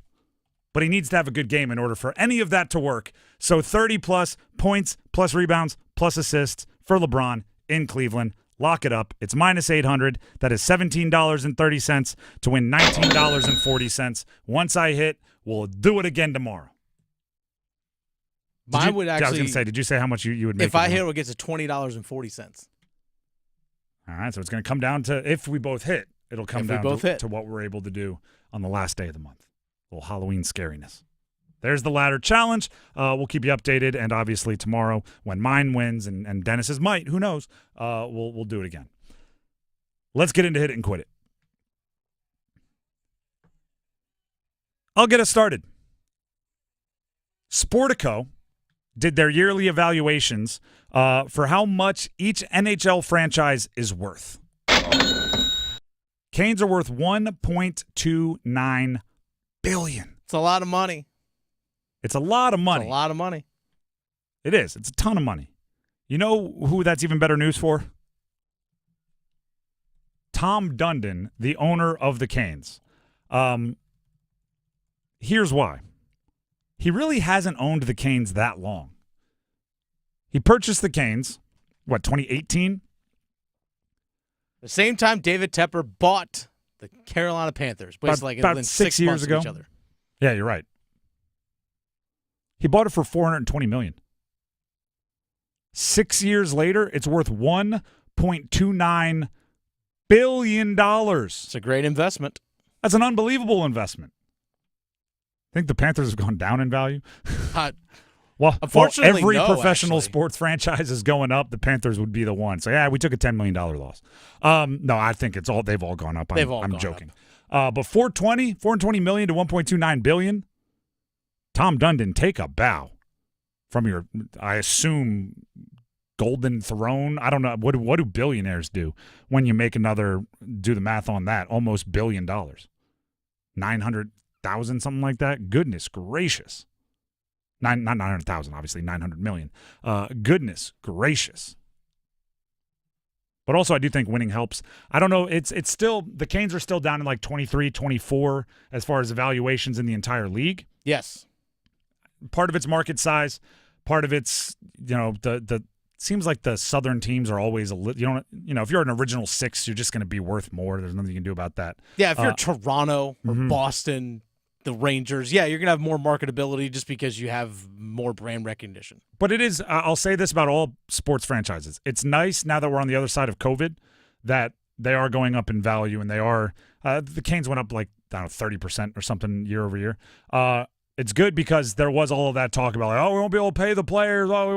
We got to do this. We got to cut back because they played seasons without fans and stuff. Put that in the past, you're worth $1.3 roughly billion. Anything to add, Dennis?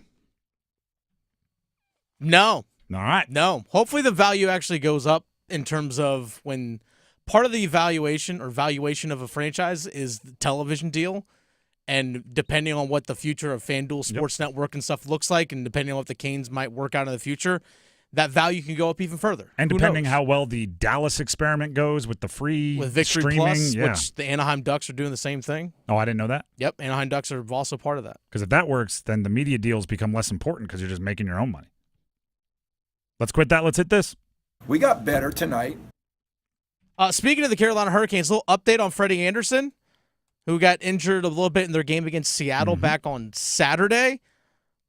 Not really much of an update. That's basically what it boils down to. Canes were back on the ice today practicing. Head coach Rob Brennemore spoke after practice about Freddie Anderson. To kind of sum it up, he said the head coach said, quote, under the impression that it shouldn't be too serious, referring to a lower body injury that Freddie Anderson suffered. He was being reevaluated earlier this morning, but really hasn't gotten an update when he had spoken to the media. Hopefully we'll find out a little bit more tomorrow before they play, but looks like Freddie, hopefully, fingers crossed, nothing too serious, not too long term. Here's the rub. Meaning, like, here's the nitty-gritty. I don't know why I used that term. I don't even know if I used it right. There's no reason to rush him back if he's even a little sore. Piotr has had plenty of time to rest. It's not a back-to-back. It's not late in the season where wins are absolutely necessary. You're playing well. If you need to play Piotr tomorrow, play Piotr Kochetkov tomorrow. If you need to play him again, when's the next game? Saturday? With a day off in between, and he's 25 years old. You're not traveling? Let Kochetkov play if you need to. If Freddie's 100%, don't get me wrong, play whoever you want if they're both 100%. But if it's a Boo Boo or an Owie, he wants to take the day off, go nuts. Be safe with it. Let's quit that. Let's hit this. Got him! The Yankees win. The Yankees win.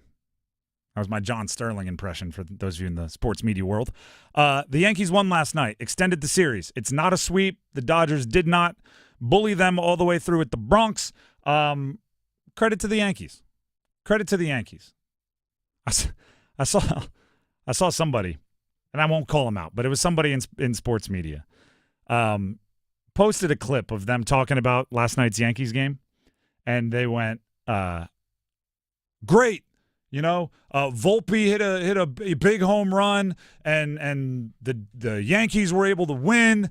Doesn't change anything. Freddie Freeman is still the MVP, and the Dodgers are still going to win the series. And in my brain, I'm going, yeah, no duh. Like, you think you're doing something there with the team that's up 3-1 is going to win, and the guy that's hit a home run in every game this series is going to be MVP? You really think you're doing something there, don't you? Nope. Yeah, exactly. No bleep. But that's part of the reason why it's good for the Yankees, because they know it too. You know, don't tell them, right? They won't say it publicly, but they know the odds are wildly stacked against them, and if they can't get Freddie Freeman out, they are even more stacked against him. So that, like, they're aware of it, but they showed up, laid it all on the line, did everything they could to win the game anyway, and did that. They didn't pack it in. They didn't say, oh, this is embarrassing. Aaron Judge didn't say, I'm hitting 133 in the series, so I might as well not even try. He went out there, got an RBI. And by the way, I don't like that people are being so mean to the Yankees that they're making me be the one that's defending the Yankees right now. Yeah, you all right? You okay over there? I don't like it. It doesn't taste good. All right. But, there's got to do what you got to do. Let's go Mets. Let's go Mets. Anything? I just had to do that. I had to cleanse. That's like a sorbet to get the taste of a dish I didn't like out of my mouth. I know Game 5's tonight. You can listen to it over on Buzz Sports Radio, because tonight we have Wolfpack Weekly with Dave Doran at 7 o'clock. But one thing that the Dodgers did yesterday, which I thought was really smart, they just kind of punted on the game. It's like, you know what? Mm-hmm. We're losing. We're not going to use any of our top guys from the bullpen. We're not going to use them. We're going to use the bottom of the bullpen guys. We're going to use them. We're just going to get through this game. So then tomorrow rolls around, our top guys are ready to go. Because Garrett Cole's going to be on the mound, who had a really good game one, even though the Yankees had lost that game because it ended up being in extra innings. Garrett Cole pitched really good in game one. I think the Dodgers are ready to counter that because they kept their top bullpen guys rested. That's the advantage of being up 3-0. You can make decisions like that. Exactly. Whereas if you're the Yankees, you exhaust everyone. And you figure it out tomorrow. Other choice. Yeah, exactly. You figure it out tomorrow. We'll deal with tomorrow. Tomorrow, we just got to get to tomorrow. Future me. Let's quit that. Let's hit this. What? Yankee fans, be better, I guess. Two Stooges there in right field along the outfield wall. I don't know if anyone saw this. It was early in the game. I think it was second inning, if I remember correctly. Mookie Betts actually jumped for a ball and caught it. It was in foul territory, but at the wall, made the catch. A couple fans reached and grabbed for him, including one grabbed his glove to try and rip the ball out, and while the other one grabbed the wrist of his non-gloved hand, which I thought was kind of wild to see. And, of course, those guys got booted, and they're not going to be allowed back in for Game 5. I was like, that's it? That's all those guys got? I have a few thoughts on this. One is what you said. Like, what are you doing, guys? Yeah, like, let's just be better. Two is, could it be a reverse Bartman? Really? Does that spark? If the Yankees pull off the ultimate comeback, which would be the craziest comeback in World Series history, from down 3-0 and win, there will be people that attribute it to that guy being the difference. Yeah, but the thing is, though, like, that didn't make any sort of difference in the actual game itself. No, but it was the Cubs could have got the out on the next play too. They had double play tailor-made.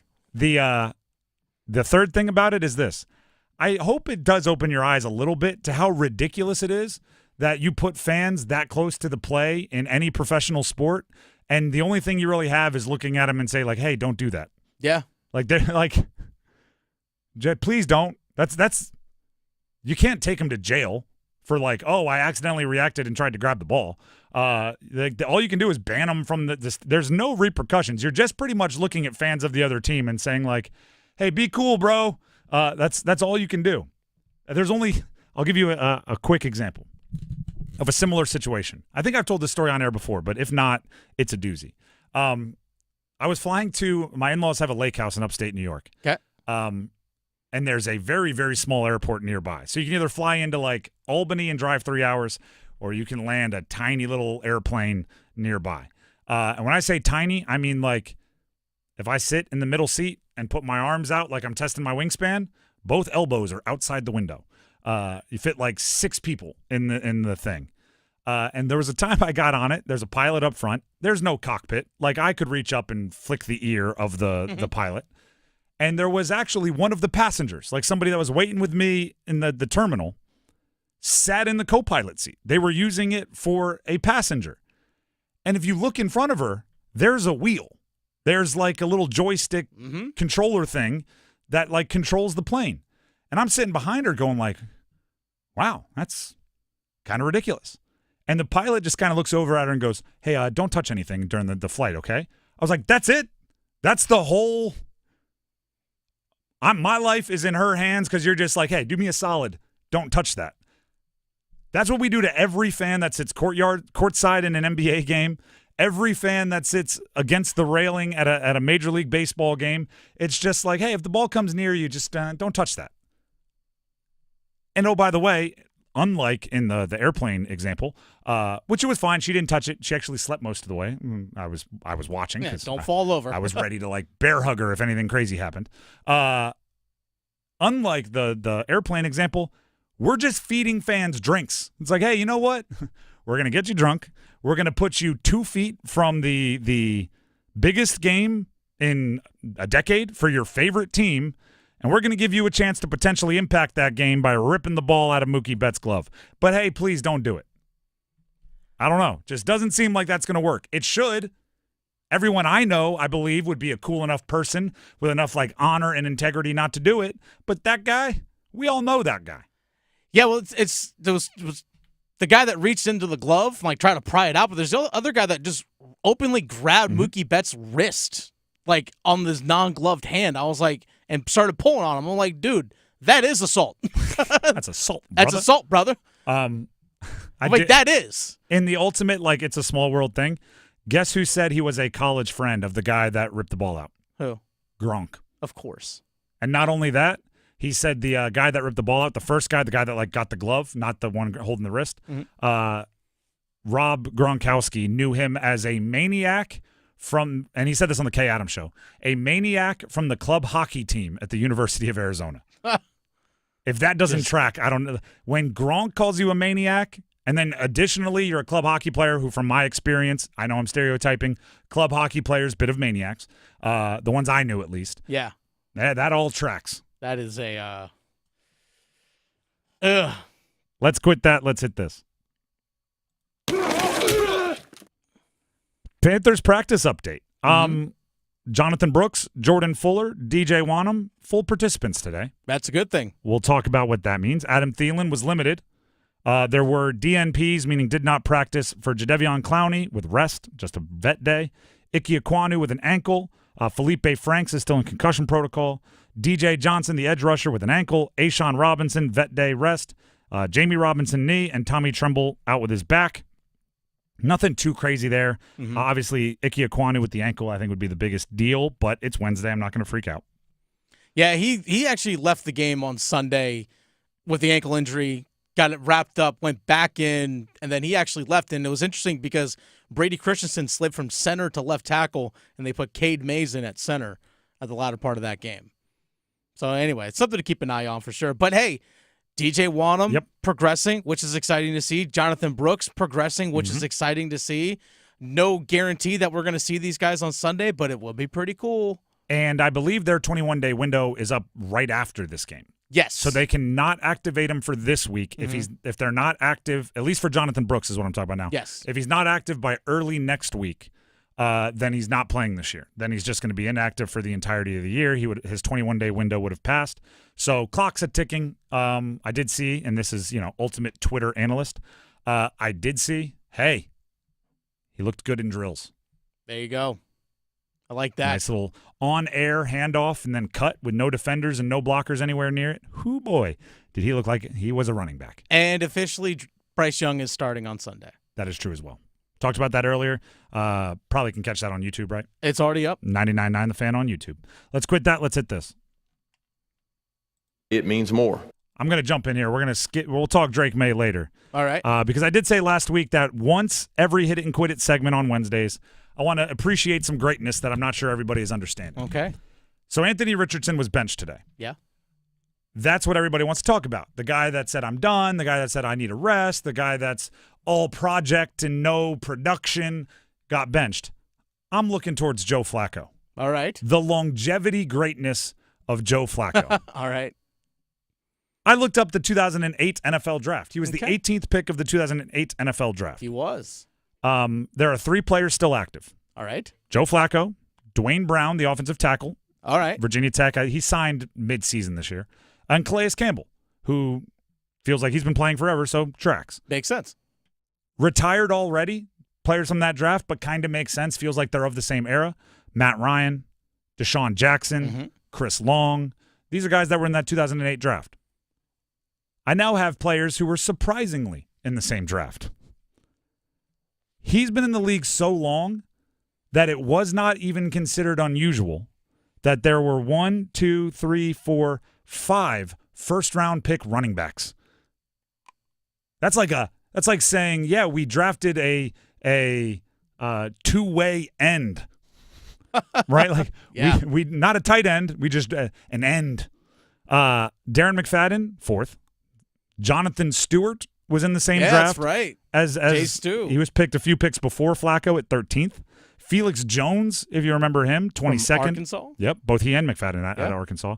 Rashard Mendenhall, 23rd. Yeah, from Pittsburgh. That's right. And ECU's Chris Johnson, 24th pick in that draft. That's right, to Tennessee. Joe Flacco is still playing. He's going to start the rest of the year. That's crazy. Other running backs in that draft, Matt Forte, Chicago. Jamal Charles, Kansas City.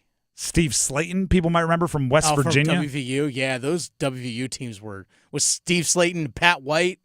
Oh, those teams were fun. Now I have a group that is hilariously from the same draft. Not just surprisingly, hilariously.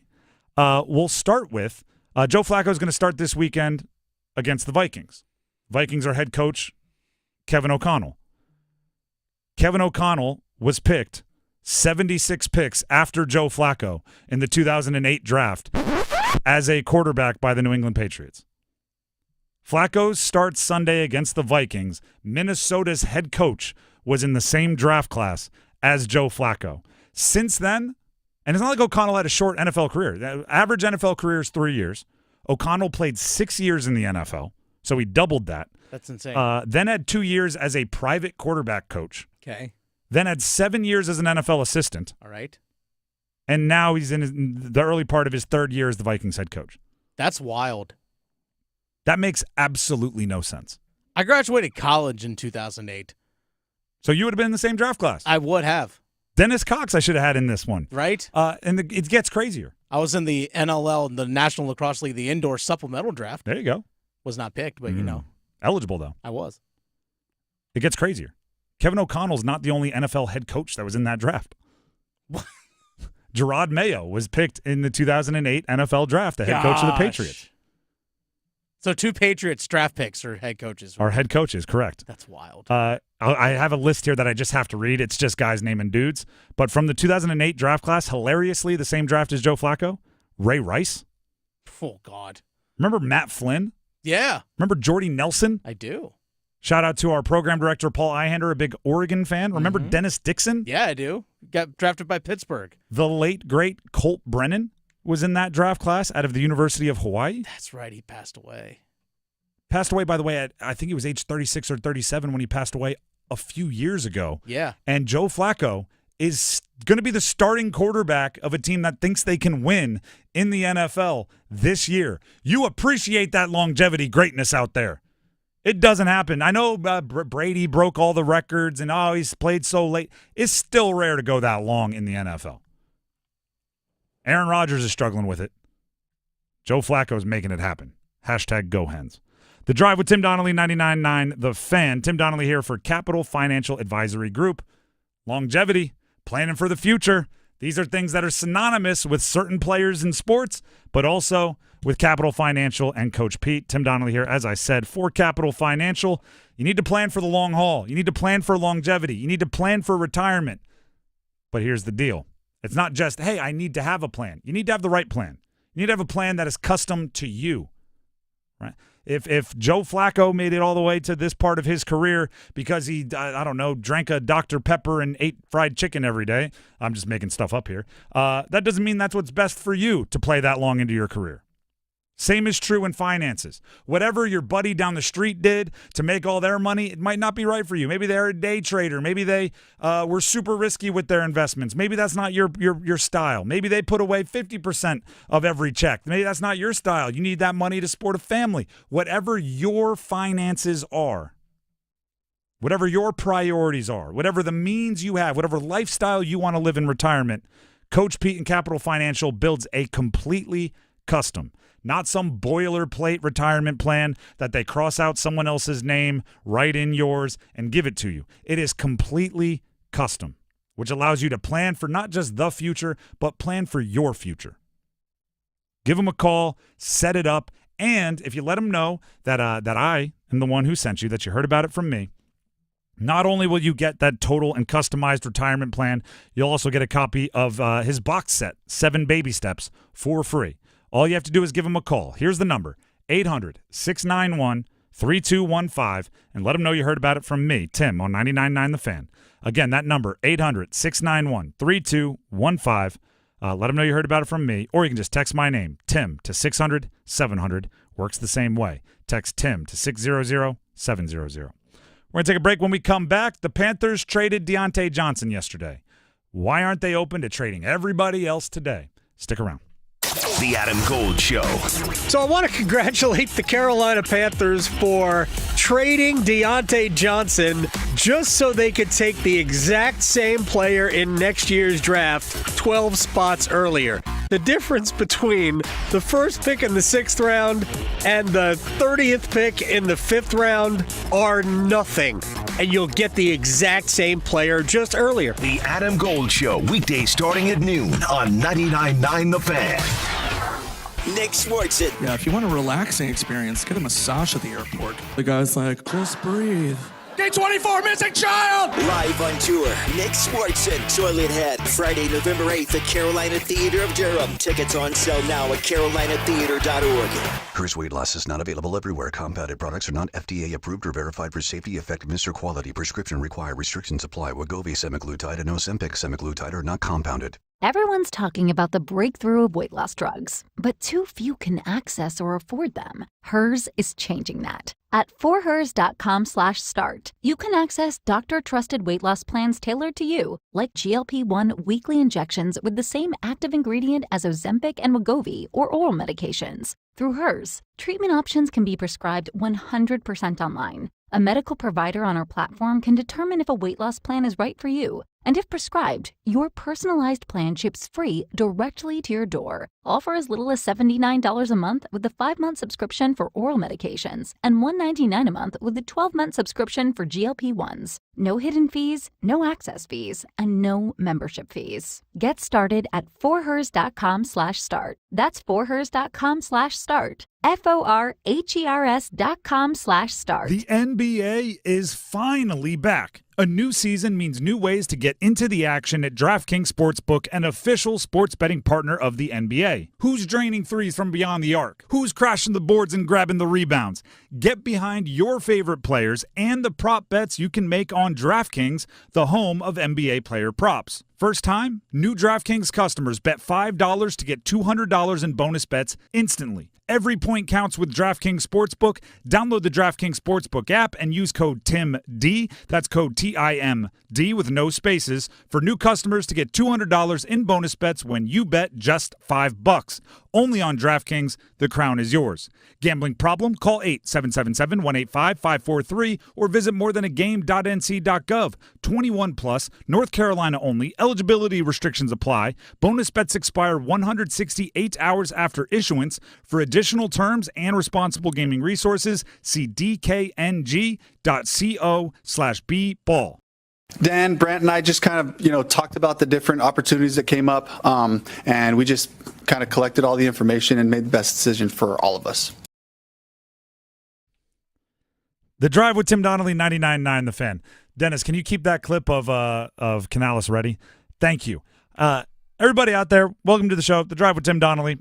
Remember in high school and middle school when you needed to write like a 2,000-word paper?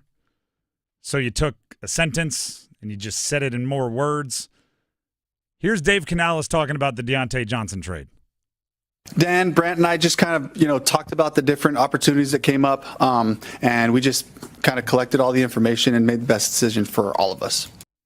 Yeah, I'm going to use a term we used earlier. No bleep. It'd be really weird if you came together, you collected all the information, you thought about it, and we decided to go with something we didn't think was the best for us. When we ask you for why, we're not asking for we did what's best for the organization. We're asking you for why. We know you think it's best for the organization, or you'd have to be a psycho to do it. We're asking you, why is it what's best for the organization? The Panthers traded Deontay Johnson yesterday. Didn't get much back. We've talked about it. One might even say we've beaten a dead horse talking about it.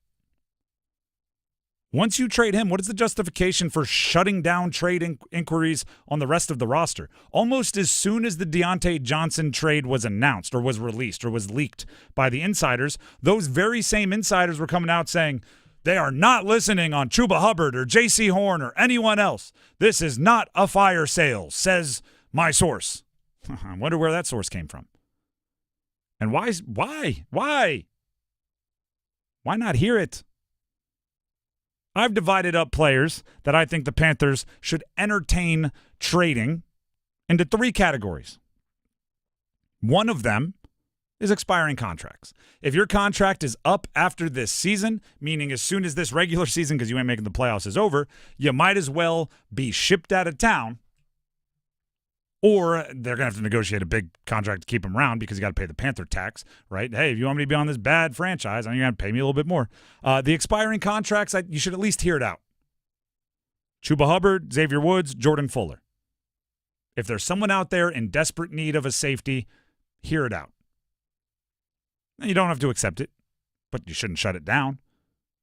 I don't know how much Chuba Hubbard would actually bring back in a trade, just because it seems like every time a running back gets hurt this year, there's some no-name 5th-rounder behind him, and they just step up and do really, really well. Right? Kamani Vidal with the Chargers has like one random 60-yard touchdown. Ray Davis gets one game with Buffalo, and he has 150 yards. Tyrone Tracy on Monday Night Football for the Giants. Devin Singletary gets hurt. Tracy's like, it's my job now. I'm just going to have 140 yards if that's cool. But if someone wants Chuba, you listen, because he might leave this offseason anyway. Category number 2, big salary cap hit next year. Right now, the Panthers have the 19th most salary cap available to them next season. They probably are going to want to spend more than the 19th most money to make their team better in free agency. Taylor Moton has a $31.3 million cap hit next year. Jadeveon Clowney has a $14 million cap hit next year. A'Shawn Robinson has an $8 million cap hit next year. Adam Thielen has an $8 million cap hit next year. I'm putting those players in that category. I like Moton. I think he's a really, really good right tackle. I like Thielen. I think he might be the best wide receiver 2-3 in the league. 3, 4. Somebody that comes in multiple wide receiver sets, gets open, makes catches. When healthy, he's really good. Jadeveon Clowney is really good against the run. Unfortunately, the Panthers need money to spend this offseason to fix a whole bunch. That $14 million cap hit that Jadeveon Clowney has can't be somebody that's good for the run. It could be somebody that's good against the run, and then also somebody that's good against the pass, and potentially a young, tight end or something. I don't know. I'm just throwing stuff out there. By the way, releasing Jadeveon Clowney would save $8 million. Releasing Taylor Moton would save $12.7. Releasing Miles Sanders would save $5.25. Miles Sanders is another one. Should have had him on there. And those they'll be changed even a little bit more savings in a trade because you'd get out from some salary this year as well.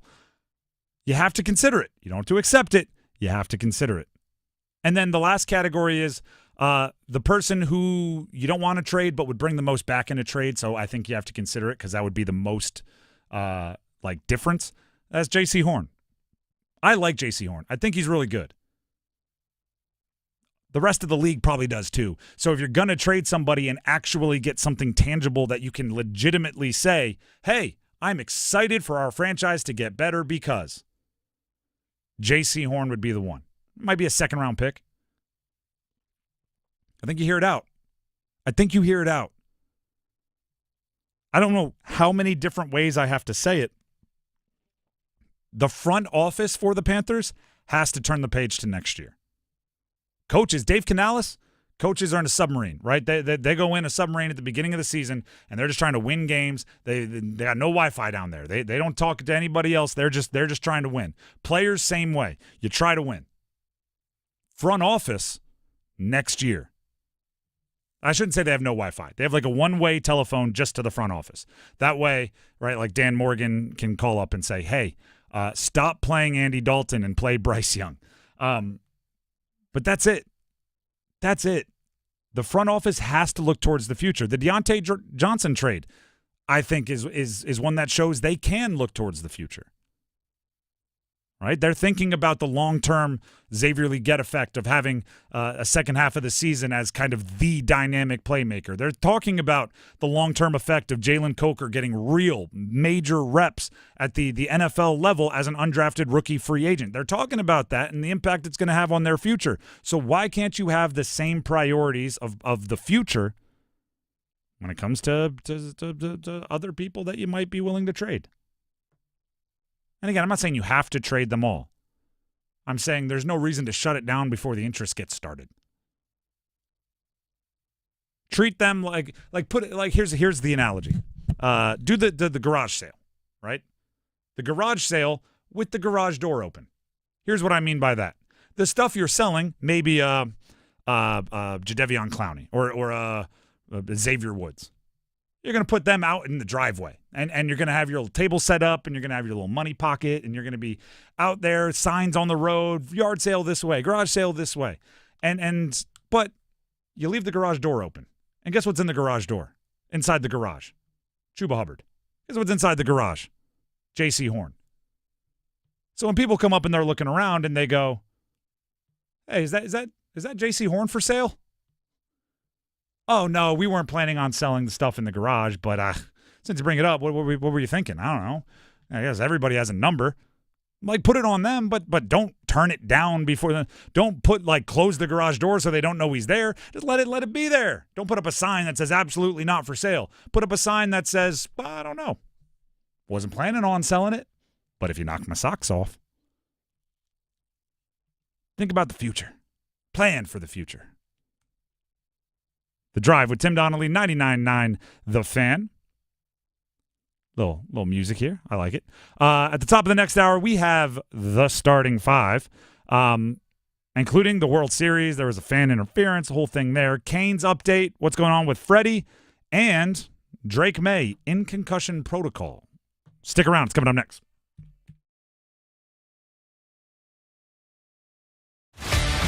Keep pounding. Panther Talk. Panthers Playbook. The Paw Print. Follow your Carolina Panthers all season with us. Bryce fits it into Legette for a touchdown, and Xavier Legette does the dollar bill dance, and the Panthers quiet this crowd at Mile High. Your home for complete Carolina Panthers coverage. 99.9 The Fan, the Triangle Sports Leader. It's bow time. It's not just football season. It's tailgate season. And that includes every kind of football, whether it's got goalkeepers or goalposts. The kick is good! Because it doesn't matter where or how you tailgate. When you've got crispy chicken and fluffy buttermilk biscuits from Bojangles, your tailgate is better than great. It's legendary. Head to Bojangles and order your tailgate box with boldly seasoned chicken, fixins, biscuits, and legendary iced tea today. It's bow time. Planning a tailgate? Then it's bow time. Bojangles has everything you need for the perfect tailgate, no matter how many fans you're trying to feed. There's the original tailgate, the super tailgate, and for a really big crowd, the jumbo tailgate special. And if you like your chicken off the bone, choose the Supreme's tailgate special that includes 12 perfectly seasoned tenderloin fillets. So grab the tickets, get that Bojangles tailgate special, and go. It's bow time. Kamala backed Biden on everything. She was the deciding vote for his disastrous economic agenda. Kamala and Joe raised taxes on the middle class, and prices soared. Kamala was in charge of his open border policies, giving welfare to illegals while Americans struggle. And their weakness invited wars. Now Kamala wants to double down on failure. It's time to turn the page on Joe and Kamala's failed agenda. president, Trump fights for you. His strength kept us safe. Trump cut taxes for families. Prices were lower and the border secure. Now, President Trump can do it again. And we are going to launch a new golden age of American success for the citizens of every race, religion, color, and creed. Remember, Kamala broke it. President Trump will fix it. I'm Donald Trump, candidate for president, and I approve this message. Paid for by Donald J. Trump for President 2024 Inc. It's time for the Coastal Scholar Athlete of the Month. Creighton Blackwell here from Coastal Credit Union and 99 The Fan, and it is time for our Scholar Athlete of the Month. Today, we are here at Willow Springs High School, and we're here to celebrate Ansley Ayers. She's really encouraging and will make sure that you're comfortable with whatever you're doing, and I never have a bad time when I'm around her. Her energy is always very uplifting at practice and competitions. Last year we won a state championship. You know, she was there in the corner again, hyping everybody up, just giving them just some words of wisdom before they hit the mat. Ansley is an amazing athlete. She's a leader on the team and a great student. Love having her in class, and she's really good and represents the school well. I'm really happy to represent Willow Spring. Both my parents have been there for me since day one, and my sisters too. They've always been supporting me, and I couldn't have done it without them. And my teammates are always just constantly bringing up my attitude and helping me stay positive through everything, no matter how busy or stressful it can get. Congratulations, Ansley. For over 20 years, 99.9 The Fan and Coastal Credit Union have been recognizing scholar athletes at Triangle area schools. If you'd like to nominate a high school athlete, text AWARD to 919-860-5326. That's AWARD to 919-860-5326. This hour of the Triangle Sports Leader is powered by Ritchie Law Firm, injury lawyers.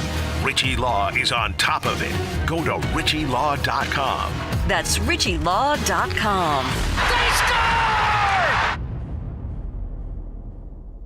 WCMC HD1 Holly Springs. Take us with you on radio, web, app, Alexa, and YouTube. 99.9 The Fan, the Triangle Sports Leader. Good afternoon, everyone. I'm WRAL meteorologist Mike Mays. We made our way into the 80s today, and it looks like we're going to do that for Halloween and Friday as well. Mostly clear 58, the low tonight. Partly to mostly sunny for your Thursday, the high 83. Likely 83 for Friday. Weather update brought to you by Newcomb and Company, where your comfort is their business. Visit newcombandcompany.com. 3 o'clock check of your money. Dow Jones down 91 points to 42,141. Market update brought to you by the Good Feet Store. Ready to step into a healthy and active lifestyle? Come to the Good Feet Store and experience the difference. Discover how a simple step can lead to a life of pain-free possibilities. It's 5 o'clock. Time to serve up the biggest sports stories of the day. Here comes your starting five. The Drive with Tim Donnelly, 99.9 The Fan. I haven't asked this yet today, so I will. Please subscribe to our YouTube channel, 99.9 The Fan. We put a lot of work into it, and we'd love for you to enjoy some of it. So, 99.9 The Fan on YouTube. People already chatting in the YouTube live chat, which is kind of nice. Actually, when you mentioned Matt Flynn, sources say media mentioned Matt Flynn, the catalyst for Russell Wilson's career. Correct. You could argue, I think it was Aaron Rodgers, who didn't play a Week 17 game because they had clinched. Matt Flynn went in and threw for 5 or 6 touchdowns. And that one game is the only reason Russell Wilson ever became anything in the NFL. Yeah. Because the Seahawks then went and paid him $40 million. I think the contract was for 40. I think he ended up getting like 23 of it. Something like that. And then Russell Wilson was drafted in the 3rd round, I believe it was. 3rd round. And then they got Flynn in and said, oh, no. He's just one game of good, isn't he? Yep. Great moment. Maybe we should give this 3rd round pick a look. And then they won the Super Bowl 2 years later. And now he's playing for the Steelers, right? Butterfly effect. Don't know how that happens. Imagine that.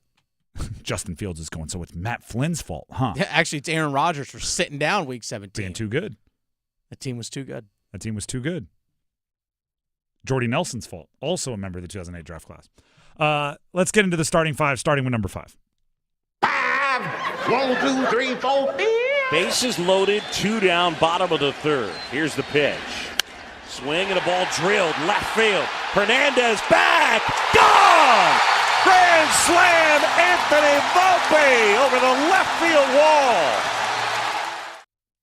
11-4 victory last night for the New York Yankees.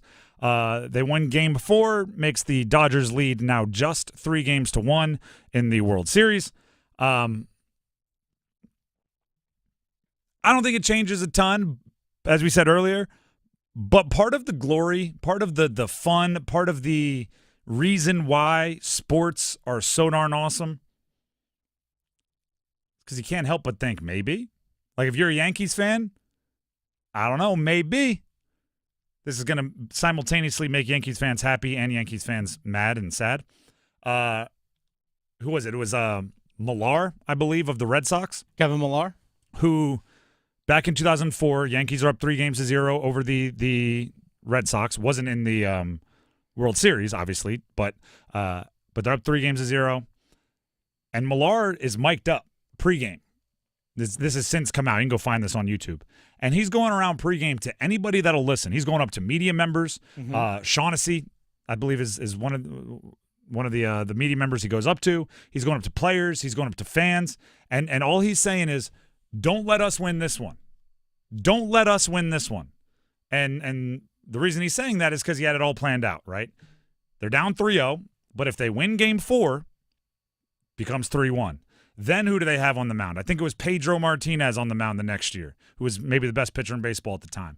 Then they had Curt Schilling on the mound the next game, who was one of the best pitchers in baseball, especially in the postseason at the time. And then he goes, and then Game 7, anything can happen. So don't let us win this one, or else anything can happen. Yankees could have gone around saying, don't let us win this one because we got Garrett Cole on the mound. Might be the best pitcher in baseball next game. And I don't know who they have pitching in Game 6, but it's like, hey, you know what? Might be something here. Do you think Yankees fans would ever let themselves use that 2004 series to be optimistic about their chances? Probably not. Probably not. You probably never hear like UNC inbounding the ball full court going like, I don't know, Leitner did it to Kentucky. Right? It's like probably not, but I don't know. I did my best. I tried. I mean, it would be interesting seeing as how we saw the Stanley Cup. The Edmonton Oilers fell down 3-0 and fought all the way back to a Game 7 and had a chance to win it. That would be really fun. That would actually be pretty awesome. It's like, well, wait a second here.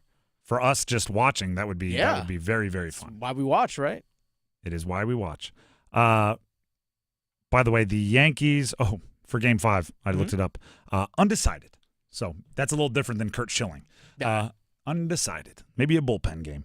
That is number 5. Let's jump to number 4.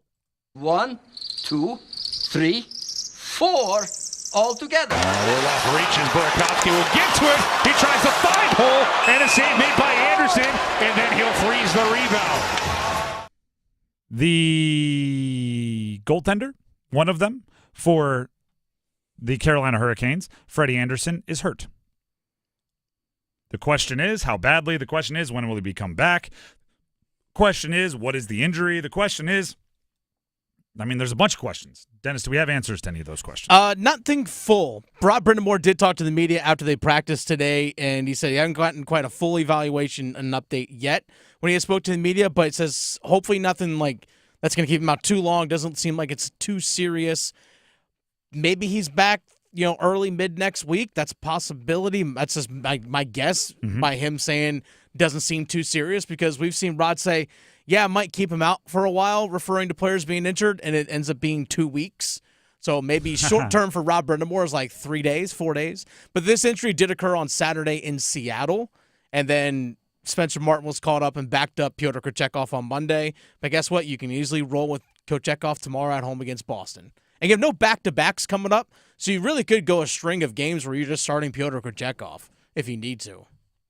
Now, I am definitely of the belief, and I said this earlier, if Freddie has any kind of, a week might solve this, could probably play now, but a week would get me to 100%. I think you continue to rest him because it's a long season. It's a long season, and he's a guy that the nagging injuries sometimes become a little bit more serious.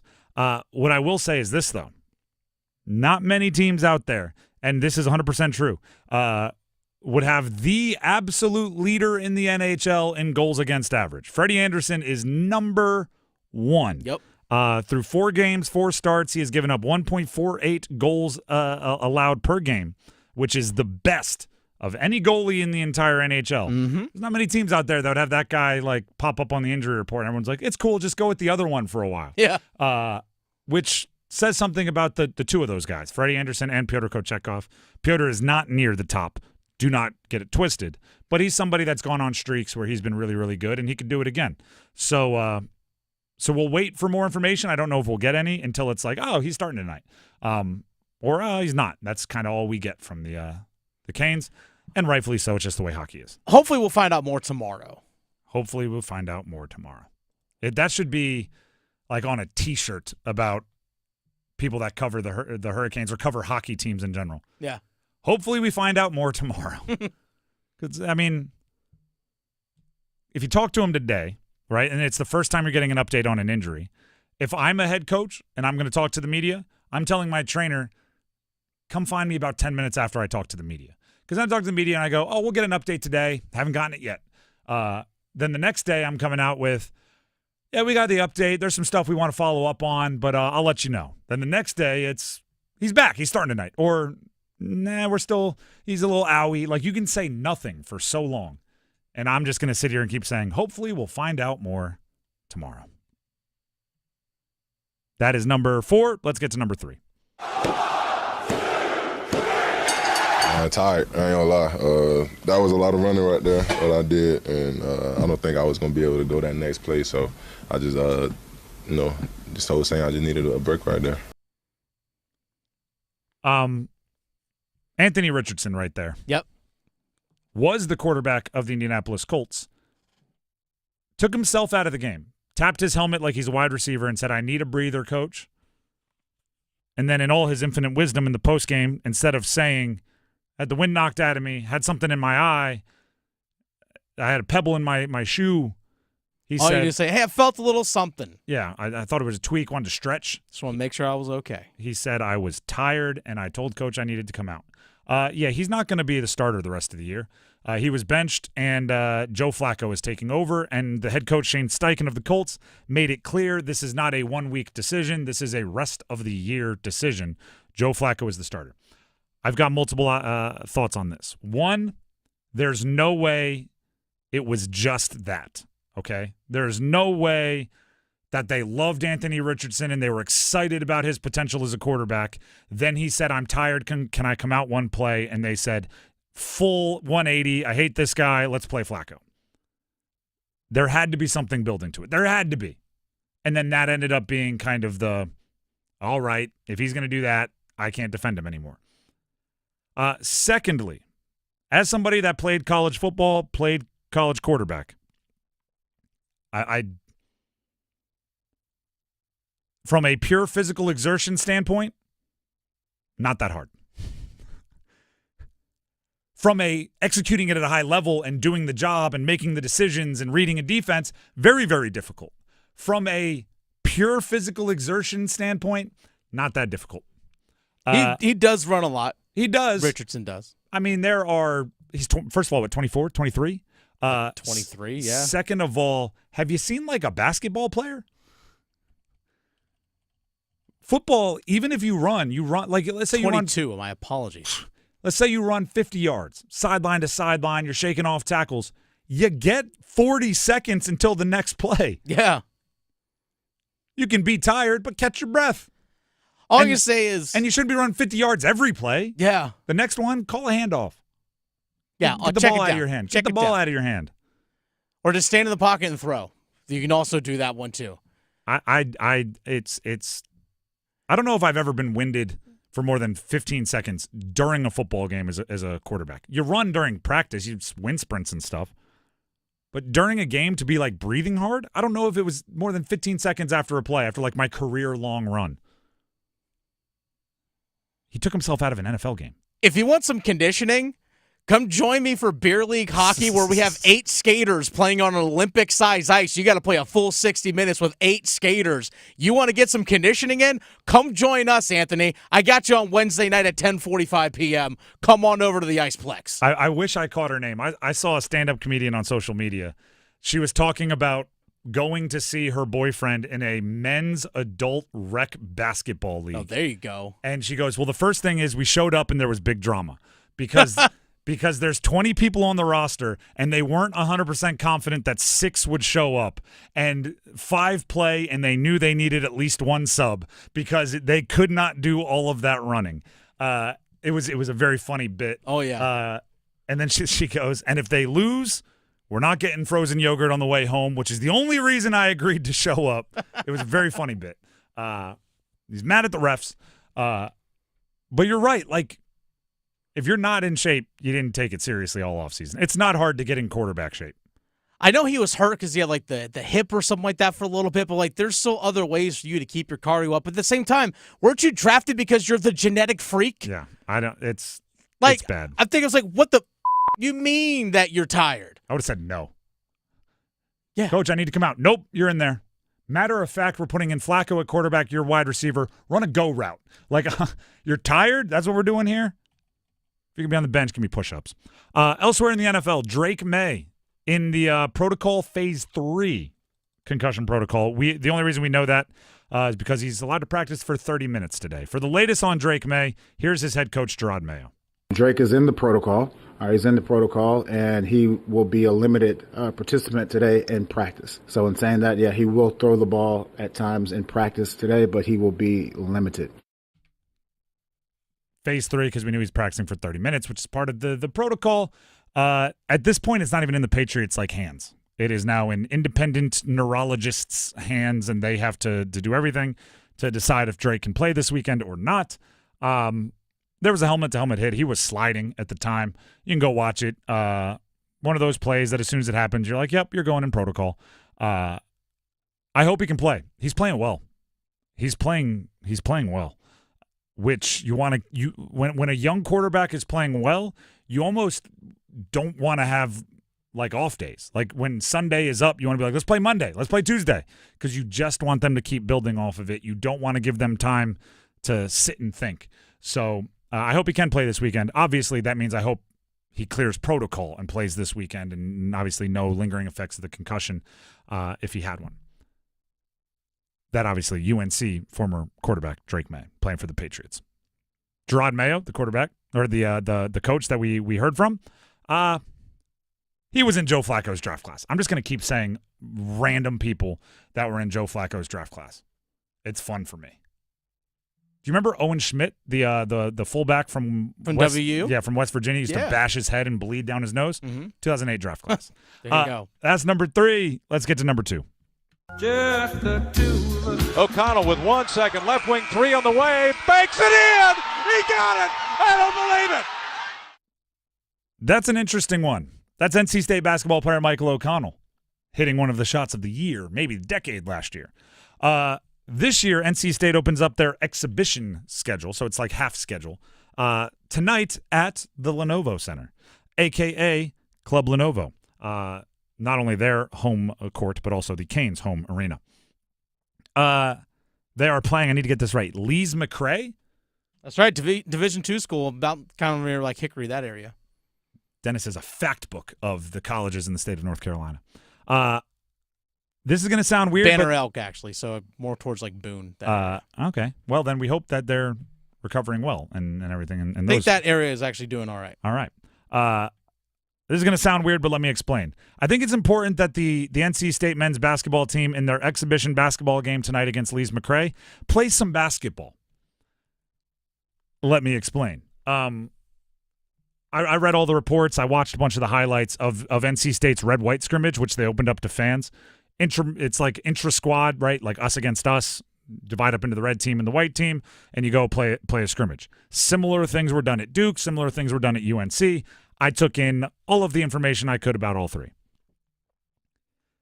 NC State's was different.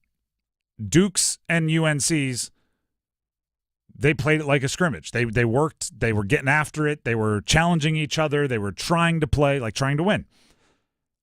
The red-white scrimmage was more of like NBA All-Star game feel, right? You let fans watch. So what did they do? Dunk. Windmill dunk. Inbound. Leak out. Off the backboard dunk. Rebound. Leak out. Through the legs dunk. Got everybody very excited, but and I'm not saying it's right or wrong. I'm just saying it's different, right? So I'm saying they didn't really rev the engines in front of the fans. They made it more of a fun thing for the fans, which not right, not wrong, not complaining here, not saying like, oh, they need to do it the other way. But, not much defense and all of that. So it got me thinking, since their national craze run through the ACC tournament and all the way to the Final Four of the NCAA tournament, they haven't played real basketball in front of fans.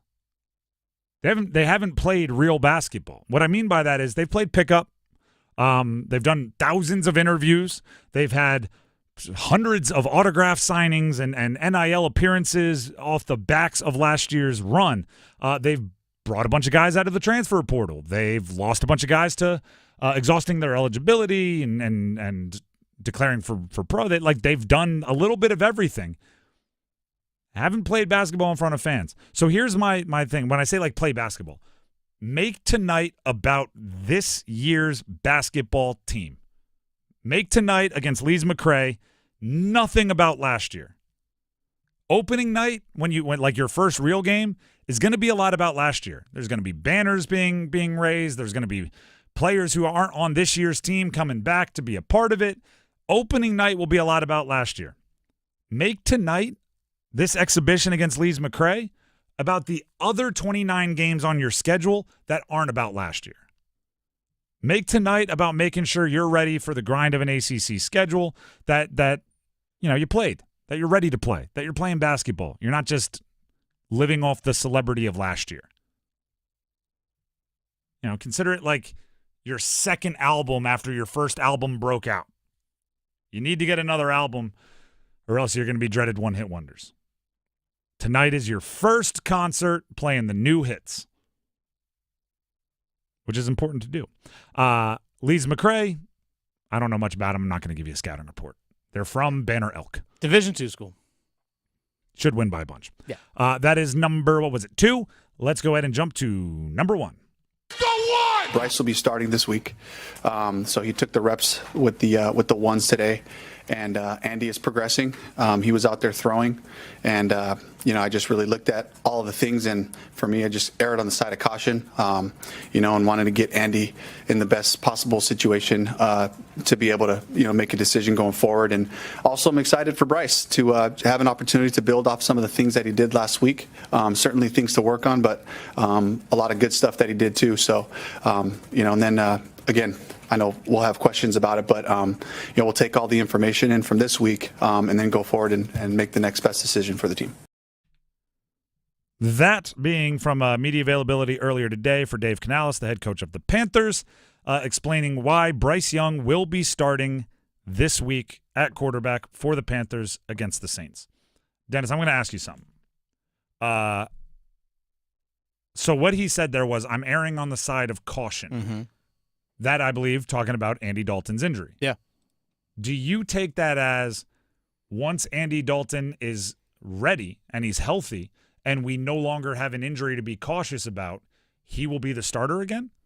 That's how I read it, yes. Okay. But that doesn't necessarily mean if Bryce plays extremely well that he can't earn himself another game. I feel like that window is still open, if that makes sense. But I feel like there's an easy out.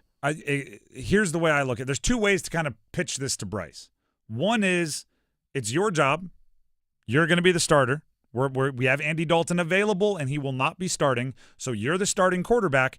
But if you play poorly, then we have Andy, and we know he can run this offense because we've seen him do it. The other way is when Andy's healthy, he's the starter unless you go rip it away from him. And then it's slightly different. Just the wording really is different, right? Unless you go chase him down and do something better than what we've seen from Andy Dalton. I think it should be Bryce's job regardless. I don't think there should be this line, this chasing, being chased I think it's his job because he's 23, and Andy Dalton is now 37, and your team isn't really making it happen today. They might make it happen next year, maybe 5 years from now, but 37-year-olds probably won't be around for it unless they have the longevity of Joe Flacco from the 2008 draft class. Someone in our YouTube comment said, I think Bryce gets to Germany. Starts there in Germany next week against the New York Giants, and if he embarrasses himself, he gets left there. All right. Yeah. Speaking of, thank you for leading me into a wondiferous thing that I was trying to get to. Oh. The jokes on Bryce Young, there was a very obvious start time to the jokes.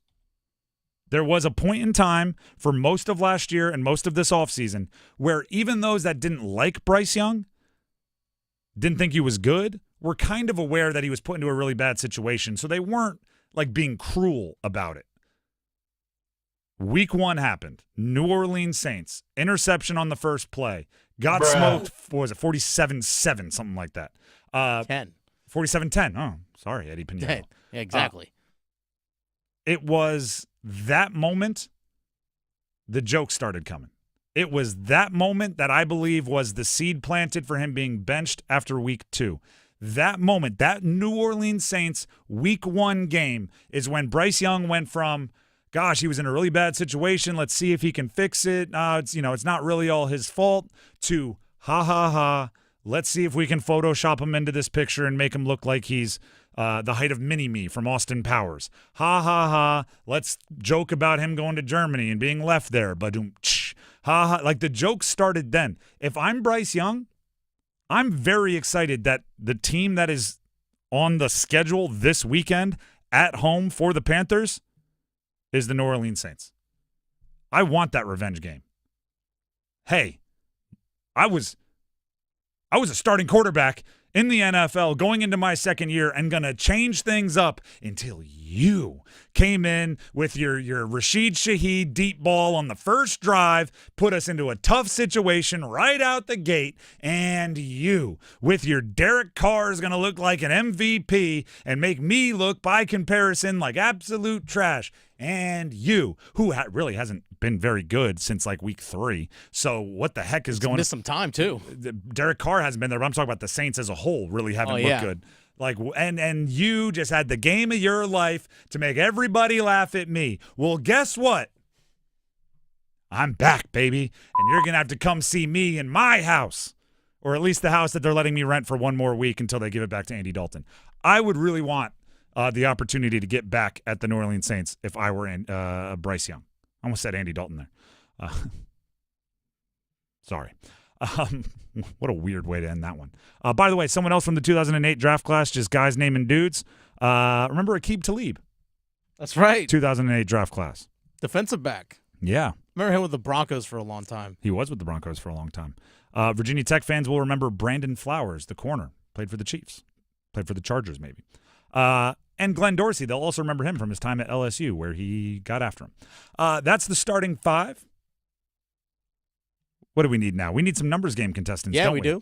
And we have a pair of tickets to see Nick Swartzen, the stand-up comedian, at Carolina Theater on November 8th, going to the winner of the numbers game. If you want to win those tickets, you got to win the numbers game. If you want to win, you got to call in now. We need 2 contestants, 919-860-5326. That's 919-860-5326. That is how you play the numbers game, which is coming up next. Stick around. Move your sports day forward. I asked AI about the Panthers season, and to sum it up in slang, basically it said they're trying to play chess while everyone else is playing checkers. The defense giving up freebies like it's a charity event. Fans low-key bummed just scrolling through highlights of better days. It's a whole vibe of please make it stop. AI ain't wrong. Get set up. Join Next Up with Paul Ihander. Mornings at 9 on 99.9 The Fan, the Triangle Sports Leader. At Uline, they know going the extra mile takes hard work. For companies pushing to go further, Uline will go the distance with you.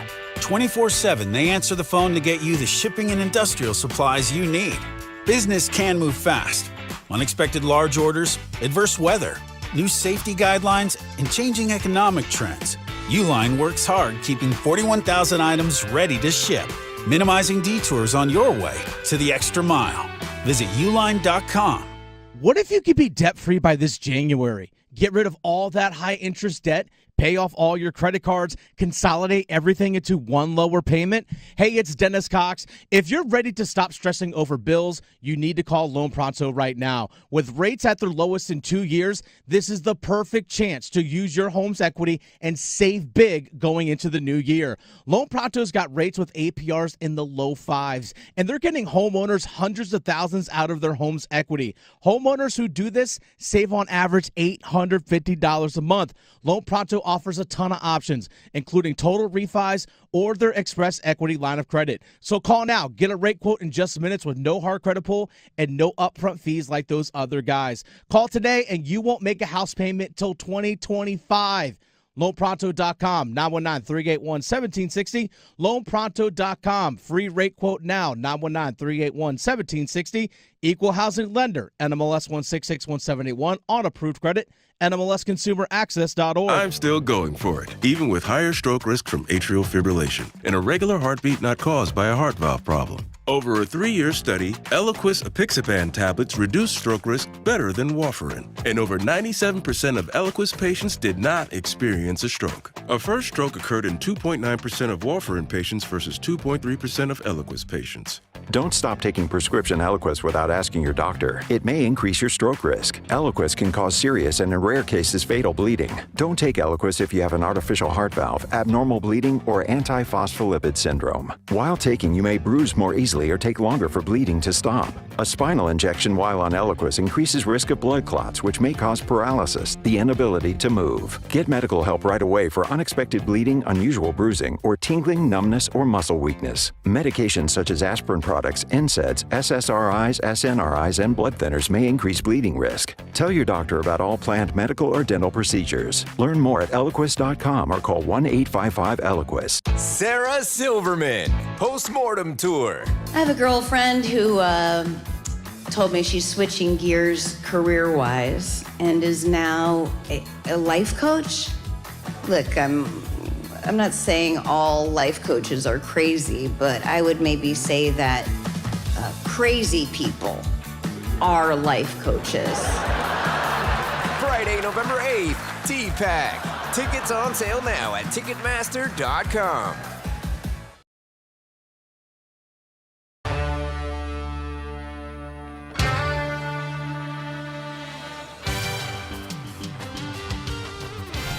The Drive with Tim Donnelly, 99.9 The Fan. It is time to play the numbers game.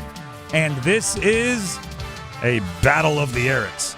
Tim Donnelly here on 99.9 The Fan. And every day about this time, we play the numbers game.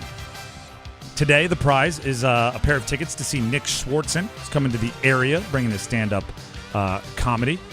We have, as contestants today, Eric in Fuquay and Eric in Wake Forest. So I'm going to do my best not to get you guys confused. We'll start with Eric in Fuquay. As always, we have to ask a question to see who gets to go first. Anthony Richardson was benched today. Anthony Richardson, quarterback for the Indianapolis Colts, might be the most physically gifted player to ever play in the NFL. So I'm going to ask you for a player, an athlete who you think could challenge him on like the overall unbelievable athletic rating, right? If everybody in sports history did a combine, they're like a decathlon, they're going to run, they're going to throw, they're going to jump, they're going to do everything. What athlete do you think would be the best of the best? I'm going to go with Randy Moss. Randy Moss, very good answer. Very good answer. Good basketball player also. Played with J-Will. Jason Williams, White Chocolate. That's Eric in Fuquay's answer. Let's go to Eric in Wake Forest. Eric in Wake Forest, who do you think would win the all-time pure, raw, measurable athletic competition? Nobody but the great one, Bo Jackson. Come on, man. Bo Jackson is another good one. Played multiple sports. Who are you going with, Dennis? What do you I got to go with Eric. I'm going to go when Eric Clemson in Wake plays Forest. LSU, I picked the Tigers. Exactly. I'm going to go Eric in Wake Forest. Yeah, Bo Jackson, I think, is the one in this one because he actually did play multiple pro sports at a high level. I was also thinking Deion Sanders, because something who did the exact same thing. Someone like Charlie Ward, who has the Heisman and played in the NBA. Yeah, that's also a great answer.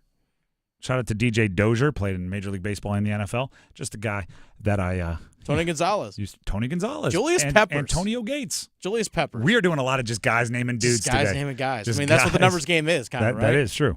So I forget which Eric won. Eric and Wake Forest. Eric and Wake Forest. You get to go first. Eric and Fuquay, go ahead and stay on the line. You will have your chance.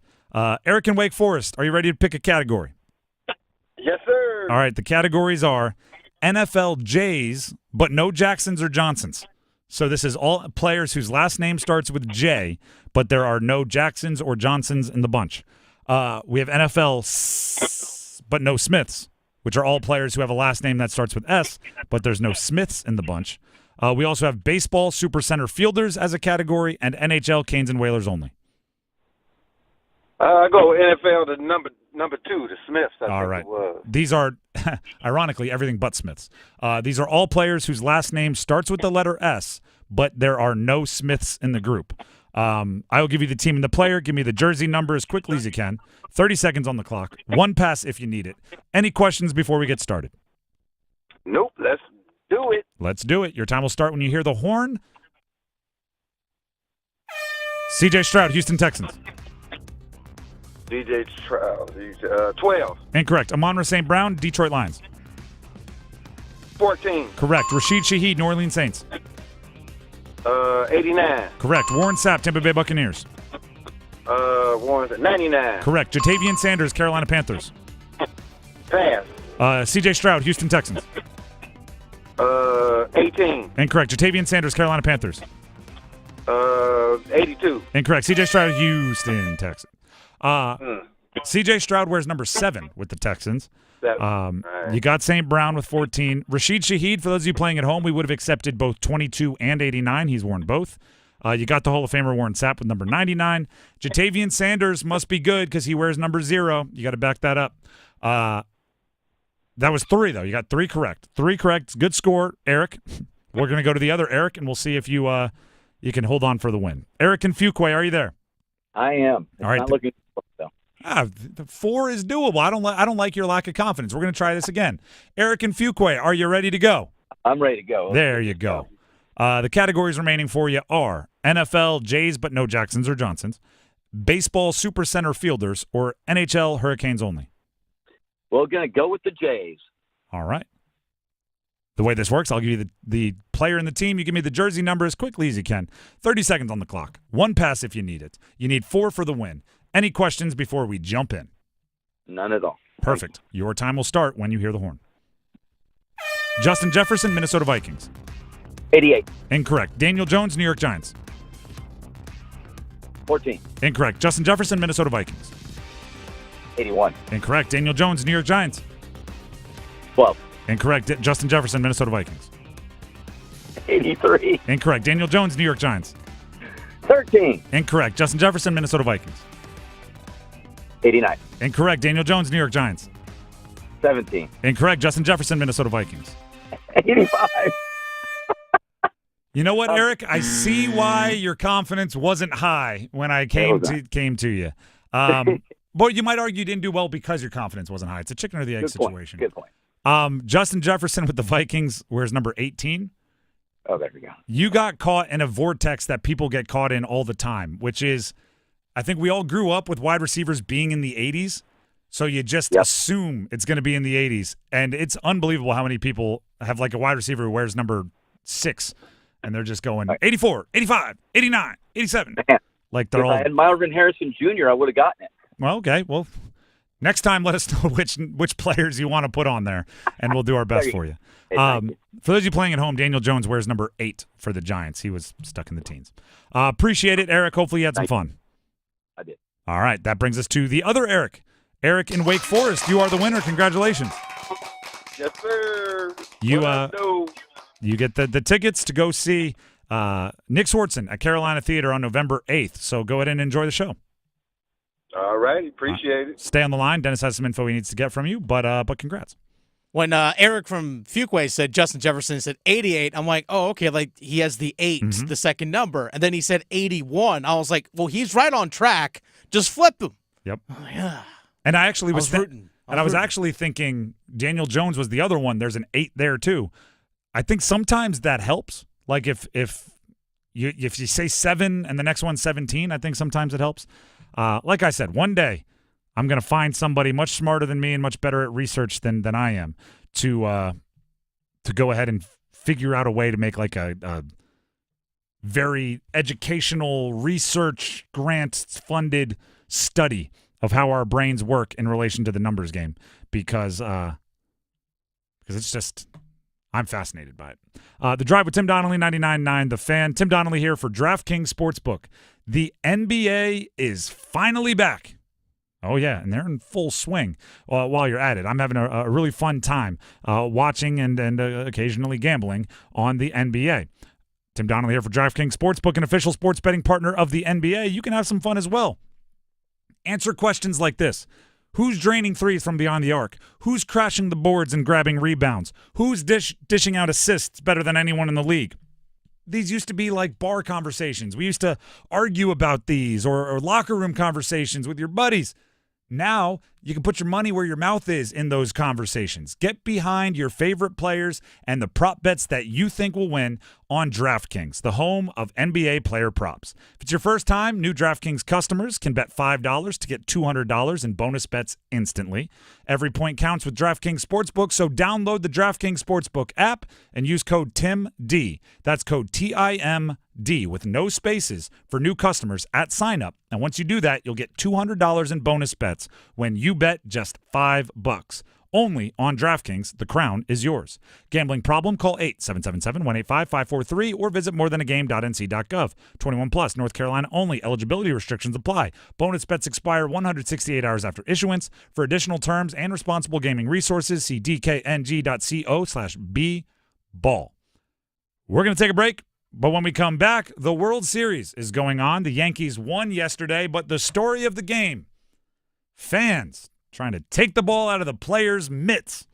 Yeah, that actually happened. Let's talk about it. Coming up next. Stick around. Keep pounding. Panther Talk. Panthers Playbook. The Paw Print. Follow your Carolina Panthers all season with us. Bryce fits it into Leggett for a touchdown, and Xavier Leggett does the dollar bill dance, and the Panthers quiet this crowd at Mile High. Your home for complete Carolina Panthers coverage. 99.9 The Fan, the Triangle Sports Leader. This is Gordon Miller from Miller Lending in Cary. Now that the Fed has finally begun their path of rate cuts, trying to decide when to finance becomes very challenging. Do I lock now? Do I wait? At Miller Lending, we offer a solution to the question of timing with our popular no closing cost program. With no fees charged or added to your loan amount, you simply close on today's rates free of charge and refinance any time rates fall. Having done our first no-cost loan all the way back in 1987, we've now funded over $10 billion in no-cost mortgages, saving our customers thousands of dollars in needless fees. Lately, we've seen a trend of even higher closing costs as borrowers chase rates only to see them drop considerably 4 months later. So whether you're purchasing a new home or simply refinancing the home you're in, why not call Miller Lending and say goodbye to closing costs forever? 919-447-3377 or simply apply online at millerlending.com. Miller Lending is an equal housing lender, NMLS number 250-2146. Dauntless Transmissions in Raleigh is hiring. If you're an ASE certified automotive technician looking to make good money, have a guaranteed 40-hour work week, and get paid every Friday, check out this opportunity. Dauntless Transmissions is a small family-owned shop with a quality-first attitude in need of technicians with experience doing minor engine work. Happy to train the right candidate further on transmissions. If you're ready to be appreciated and duly compensated for your automotive abilities, call or apply now at dauntlesstransmissions.com. It's bow time. It's not just football season. It's tailgate season. And that includes every kind of football, whether it's got goalkeepers or goalposts. The kick is good! Because it doesn't matter where or how you tailgate. When you've got crispy chicken and fluffy buttermilk biscuits from Bojangles, your tailgate is better than great. It's legendary. Head to Bojangles and order your tailgate box with boldly seasoned chicken, fixins, biscuits, and legendary iced tea today. It's Bo time. Planning a tailgate? Then it's Bo time. Bojangles has everything you need for the perfect tailgate, no matter how many fans you're trying to feed. There's the original tailgate, the super tailgate, and for a really big crowd, the jumbo tailgate special. And if you like your chicken off the bone, choose the Supreme's tailgate special that includes 12 perfectly seasoned tenderloin fillets. So grab the tickets, get that Bojangles tailgate special, and go. It's Bo time. Hers weight loss is not available everywhere. Compounded products are not FDA approved or verified for safety, effectiveness, or quality. Prescription require. Restrictions apply. Wegovy semaglutide and Ozempic semaglutide are not compounded. Everyone's talking about the breakthrough of weight loss drugs, but too few can access or afford them. Hers is changing that. At forhers.com/start, you can access doctor-trusted weight loss plans tailored to you, like GLP-1 weekly injections with the same active ingredient as Ozempic and Wegovy or oral medications. Through Hers, treatment options can be prescribed 100% online. A medical provider on our platform can determine if a weight loss plan is right for you. And if prescribed, your personalized plan ships free directly to your door, all for as little as $79 a month with a 5-month subscription for oral medications and $199 a month with a 12-month subscription for GLP-1s. No hidden fees, no access fees, and no membership fees. Get started at forhers.com/start. That's forhers.com/start. forhers.com/start.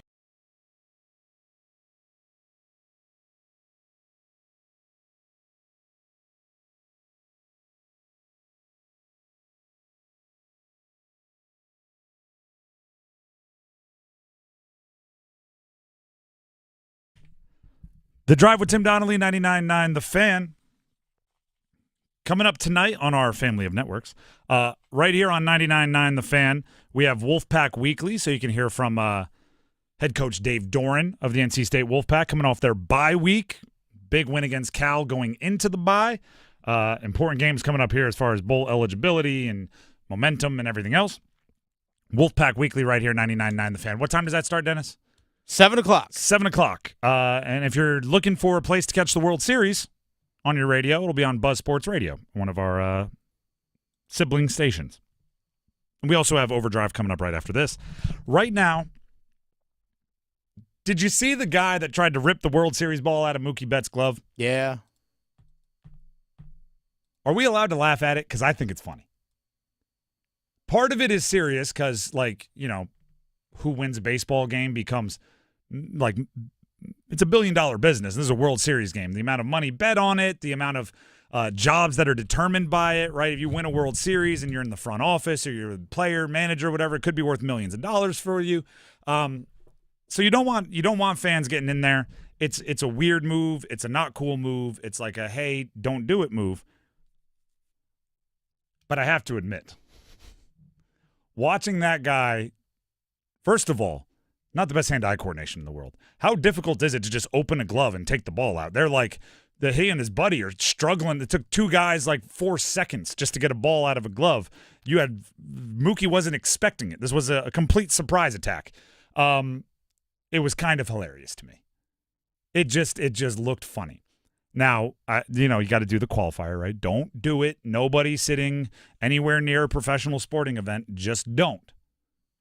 I'm just glad that Mookie Betts didn't get hurt.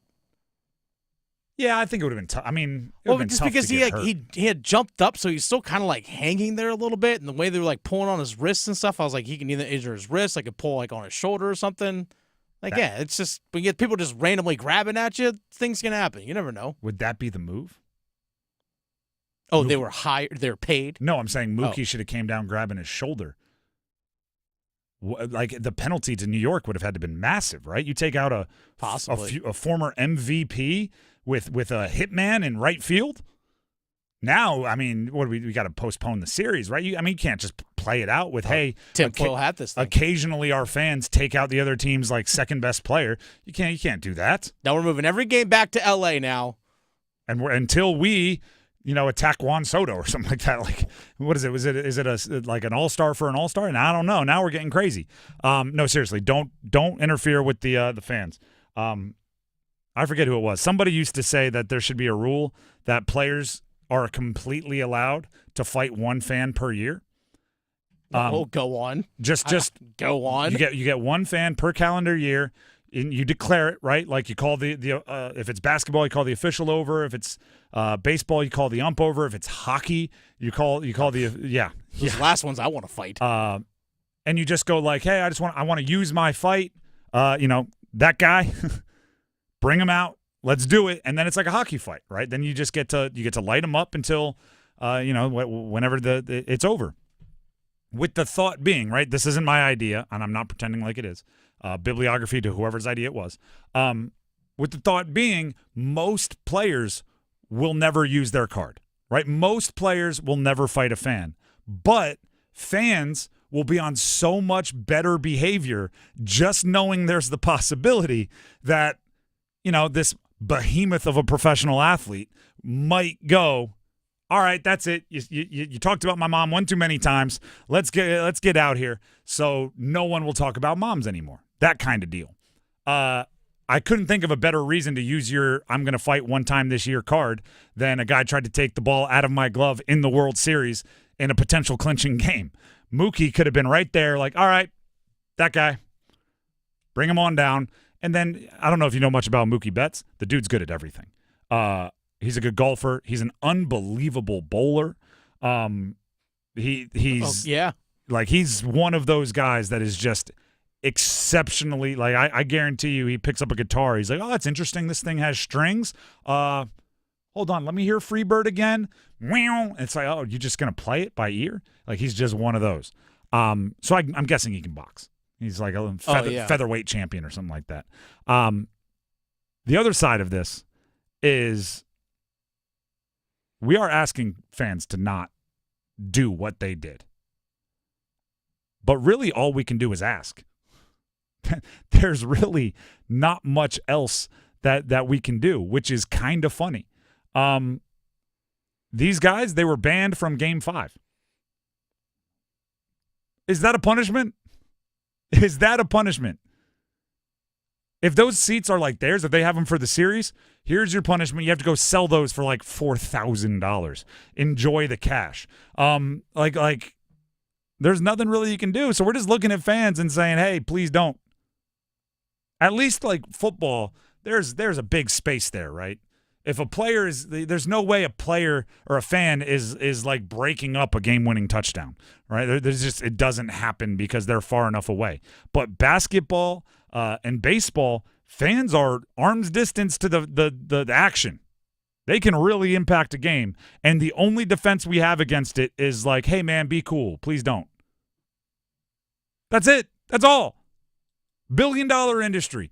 Hundreds of millions of dollars being bet on the game. All we have from a drunk guy or a potentially drunk guy or lady in the front row and negatively impacting the game is like a middle school pact. Let's all make a pact not to ruin this for everybody. And it pops up a lot. I know Steve Bartman from the Cubs, the curse deal.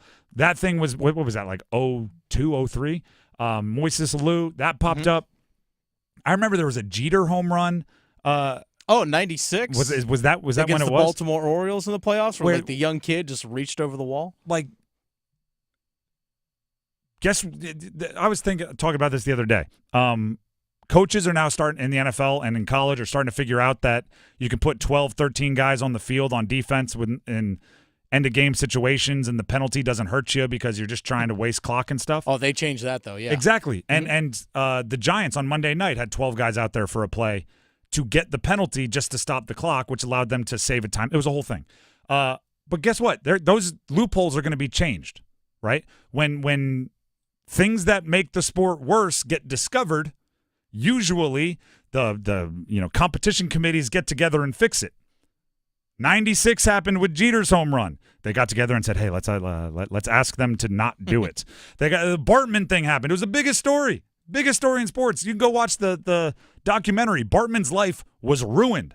They got together. They said, ask them not to do it again. That's all we got. It's now 20 years later.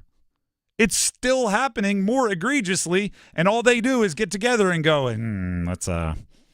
Let's ask them not to. There's really nothing we can do here other than hopefully be cool. Like, we can shame them, right? And call them names. Like, you're a loser if you do it. Like, that's all we got. That's wild. Fans don't act their best when they are at a game. Some fans go to games to intentionally act their worst. Yeah. Right? In regular life, they're never yelling like, da-na-na, hey, you suck. They're not doing that at work. They're not doing that at the park. They're not doing that when they're at the gym. But they go to a sports game and finally they feel like, finally, I get to do it. Na-na-na, hey. And they're just getting people mad. Could you imagine, like we've seen him, for example, at Canes games, like Eric Hollow, the New Jersey Devils, shows up, gets booed mercilessly, and I'm 100% okay with that. Yes. But imagine, like, just walking down the street, someone walks by, boo! Yeah. Just you, boo! You moved away from our city, and now you're back visiting friends? Boo! Once you leave, you're an enemy. But in sports, we're cool with it. So you have people at a game, paying a lot of money, drinking a lot of drinks, they're kind of to let out their inner, like, rascal, their inner not best behavior. You have them right next to a very important foul ball being caught, and then they act like a rascal, like they're on their not best behavior, and everyone's like, that's the worst thing ever. Well, let's hope somebody doesn't do it tomorrow. That's all we got. That's all we got. It's crazy. And I don't know I try to say I'm a solutions guy. I don't know, do you put nets up everywhere? I actually might have the solution. Let them. Let them. Fans can reach anything they can reach. I think because, like, the rule is, like, if a fan reaches over the wall, like, it's an automatic out. Yeah, it's fan interference. So it's like a deterrent for them, like, hey, you don't want to have an out for your team. Unless you're an away team fan that just bought the tickets. Maybe. Right? So I think just let them. If you can hit a home run close enough that someone can catch it, even if they're leaning over, reverse Rob deal, let them. Could be crazy, a little Savannah Bananas-ish, but That's true. I don't know. Just spitballing here. Bad idea? Probably. Worst idea ever? Also might be. The Drive with Tim Donnelly, 99.9 The Fan. We have Overdrive coming up next. I know we're going to play a Panthers conversation to start. We will. By the way, you know that you mentioned Steve Bartman at Wrigley Field. I actually went to a Wrigley game. I was back when I lived in Wisconsin. This is about like 11 years ago. I was walking around the stadium and stuff before the game, and I walked kind of in that area, and the guy looked at me. I was kind of looking around some of the seats, and the guy goes, Bartman seats over there. I was like, got it. Like, he knew exactly what I was looking for, and I took a picture of there, like, at his seat. And I was like, yeah, you know what? I have to. I'm here. And the guy just automatically knew he said Bartman seat right over there. They just knew. Yeah, it's you know, there's somewhere a small town in Indiana, it's like the Hoosiers gym, and it's like if you're ever just wandering around on Main Street, I'm sure the locals are like, down the road to the left, like you're here for the Hoosiers thing, aren't you?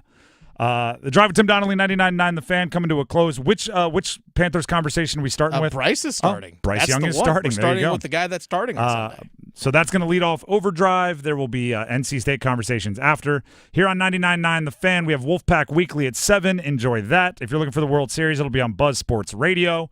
Until tomorrow at 3 o'clock for a Halloween show. Have a fantastic weekend, everybody. Stay safe out there if you're out there trick-or-treating and stuff, which is probably tomorrow on Halloween. See ya. Evan, Canty, and Michelle are unsportsmanlike. We know that Juan Soto loves playing on the big stage. He is a star that loves the spotlight. And you get that with either New York team. But with the Yankees, it's just a little different. Yeah. Wearing those pinstripes is just a little different. If Juan Soto has a comparable financial offer from the Yankees and the Mets, those are things that could influence that decision. Mornings from 6 to 9 on 99.9 The Fan, the Triangle Sports Leader.